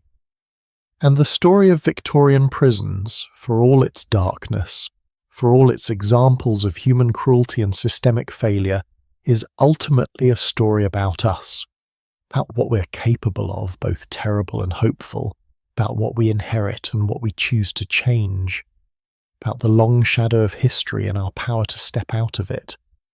That's what we need to explore now in our final moments together, as we ask ourselves what this journey through Victorian prisons means for us today, and what we're going to do with everything we've learned. So here we are, at the end of our journey through the iron gates and stone corridors of Victorian prisons. We've walked through those massive doors that seemed designed to swallow hope. We've stood in cells barely larger than a closet, felt the weight of our lawnmowers pressing down, imagined the endless turning of the treadwheel, heard the cries of children too young to understand why they're being punished. We've sailed on convict ships to the far side of the world. We've met famous prisoners and forgotten ones, women separated from their children, men driven mad by isolation. We've seen how the shadows of those Victorian walls still fall across the present day, how buildings built over 150 years ago still hold human beings today. It's been a dark journey. I won't pretend otherwise. There's been suffering in every chapter, cruelty in every system we've explored. But there's also been something else: resilience. Humanity persisting in the darkest places, small acts of kindness between prisoners, reforms, however slow and incomplete, pushed through by people who refused to accept that cruelty was inevitable. And perhaps most importantly, there's been the act of remembering itself. Because these stories, these people, they were meant to be forgotten. The Victorian prison system was designed to erase individuality, to reduce people to numbers, to make their suffering invisible. By remembering them tonight, by speaking their names and telling their stories, we're undoing that erasure at least a little bit. Let me take you back one more time to where we started. To that moment when someone, maybe someone like you, maybe someone completely different, stands at the entrance of a Victorian prison. But this time, let's imagine it differently. Imagine that instead of a place of punishment and isolation, those massive buildings were transformed into something else. Centres for education, housing for people who need it, community spaces, museums that honestly confront the past rather than celebrating it. The architecture would remain, the historical significance preserved, but the purpose would be completely different. The buildings that once broke people would now support them. Is this naive? Maybe. Probably. The practical obstacles are enormous. But here's the thing about hope. It doesn't require certainty. It doesn't require a detailed plan for exactly how to get from here to there. It just requires the belief that change is possible and the willingness to work toward it. The Victorians believed with absolute certainty that their prison system was right and necessary. They were wrong. Our certainties might be just as flawed. The systems we accept as inevitable might be just as changeable as the systems they created and we've slowly dismantled. Think about all the things that have changed since the Victorian era. Women can vote, something the suffragettes were imprisoned for demanding. Child labour is illegal, though Victorian society depended on it. We have worker protections, social safety nets, public education, concepts of human rights that would have seemed radical or incomprehensible to most Victorians. These changes didn't happen automatically. They happened because people pushed for them, generation after generation, often in the face of fierce resistance from those who benefited from the old systems or simply couldn't imagine alternatives. The same is true for how we treat people who've broken laws. The treadwheel is gone. The separate system is gone, officially at least. We no longer transport people to the other side of the world or execute them for minor property crimes. These are real improvements. They prove that change is possible, but they also show how incomplete that change has been. We ended the treadwheel but kept solitary confinement. We stopped transporting prisoners to Australia, but still separate them from their families in prisons far from home. We recognized that the separate system drove people mad but still use isolation as punishment. We've changed the details while keeping much of the underlying philosophy. Real change, transformative change, requires more than just stopping the worst practices. It requires reimagining the whole system from the ground up. Asking not, how can we punish people more humanely? But, what does justice actually require? What serves victims, communities, and those who've caused harm? What creates safety in the long term rather than just satisfying our immediate desire for revenge? These are hard questions. They don't have easy answers. Different people will answer them differently based on their values and experiences, but we need to be asking them, and we need to be asking them while centering the voices of people who've been through the system. Every improvement in prison conditions, from the ending of the treadwheel to the recognition that solitary confinement is torture, has come partly because former prisoners and their advocates shared their experiences. When Oscar Wilde wrote about his imprisonment, when the suffragettes documented their force-feeding, when countless unnamed prisoners told their stories to reformers who would listen, They created the evidence that made change possible. We need to keep listening, keep amplifying those voices, keep believing people when they tell us about their suffering, rather than dismissing them as criminals who deserve what they get. I want to acknowledge something.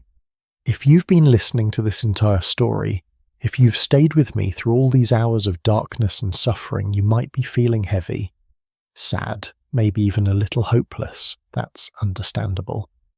This hasn't been a cheerful tale, but I hope you're also feeling something else, connection, to the people whose stories we've shared, to the long arc of history and your place in it, to the ongoing project of building a more just and humane society, because that's what history is for. Not to make us feel good about how far we've come, though sometimes that's appropriate, and not to make us despair at how little has changed, though sometimes that feels accurate, but to help us understand where we are, how we got here, and what's possible going forward. The Victorian prison system was built by people who thought they were solving problems. They looked at the chaos and corruption of earlier prisons and said, "We can do better." And in some ways they did, and in other ways they created new horrors. We're in a similar position now. We've inherited their buildings, and to some extent their philosophies. We can see the problems. We have knowledge they didn't have about psychology, about trauma, about what actually helps people change. We have examples from other countries showing different approaches. We have the testimony of people who've experienced prison and can tell us what does and doesn't work. We have everything we need to build better systems. Everything except, perhaps, the collective will to actually do it. And that's where you come in. Yes, you, listening to this in the dark or the quiet or wherever you are right now, you're part of the society that maintains these systems or changes them. Your beliefs matter. Your votes matter if you vote. Your conversations with friends and family matter. Your willingness to see prisoners as human beings rather than as a category of others who deserve whatever they get, that matters enormously. Systems change when enough people decide they should change and put pressure on those in power to make it happen. I'm not saying you need to become a prison reform activist, though. If that's your calling, the world needs you. I'm just saying that the attitudes we hold, the compassion we're willing to extend or withhold, the complexity we're willing to sit with rather than retreating into simple stories about good guys and bad guys, these things shape the world in ways both subtle and profound. The Victorian prison system persisted partly because most people weren't thinking about it. It was out of sight. Behind those massive walls, happening to people they didn't know and didn't have to care about. It only changed when enough people started paying attention and demanding something different. So maybe the most important thing you can take from this journey is simply awareness. Knowledge of what these systems were and are. Consciousness of the suffering they've caused and continue to cause. Unwillingness to look away or accept easy answers. Because once you know, you can't fully unknow. The stories we've shared tonight, they become part of your understanding of the world, and that changes how you move through it, even in small ways. Let me leave you with one final image. Picture that Victorian prison we've visited so many times throughout this journey. The hub-and-spoke design, the narrow cells, the thick walls, but now picture it empty, not abandoned, just empty for a moment. Quiet in a way that's peaceful rather than oppressive. And in that emptiness, in that space between what was and what could be, there's possibility. The possibility that we can learn from this history rather than repeat it. That we can honour the people who suffered by building systems that don't create the same suffering. That we can be the generation that finally breaks free from Victorian certainties and Victorian cruelties and creates something better. Will we? I don't know. History doesn't move in straight lines. Progress isn't inevitable. We might fail, We might pass these same problems on to the next generation just as they were passed to us, but we might not. We might be part of the change. We might look back in 20 years or 50 years and see that this was the period when things finally started to shift in meaningful ways. When those 32 Victorian prisons were finally closed or transformed. When we stopped using isolation as punishment. When we started treating people who'd broken laws as human beings who deserve both accountability and the possibility of redemption. That future exists, not guaranteed, but possible, waiting for us to reach toward it.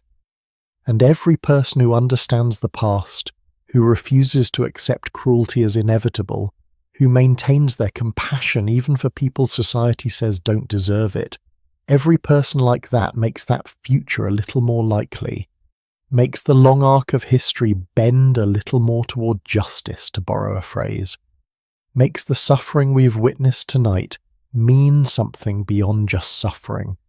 The Victorian era is over. Queen Victoria died in 1901, over 120 years ago. Everyone who walked through the gates of Pentonville Prison in 1842 is long dead. The chaplains who designed the separate system, the prisoners who endured it, the reformers who fought against it, all gone. But the buildings remain, the ideas remain. The question of how we treat people who've done wrong, that remains. It's our question now, our responsibility, our opportunity. So as we close the door on this journey through Victorian prisons, as we step back out through those iron gates into the night, I want to thank you. Thank you for listening. Thank you for staying with these difficult stories. Thank you for caring enough about people you'll never meet, people from a time long past, to spend hours learning about their suffering.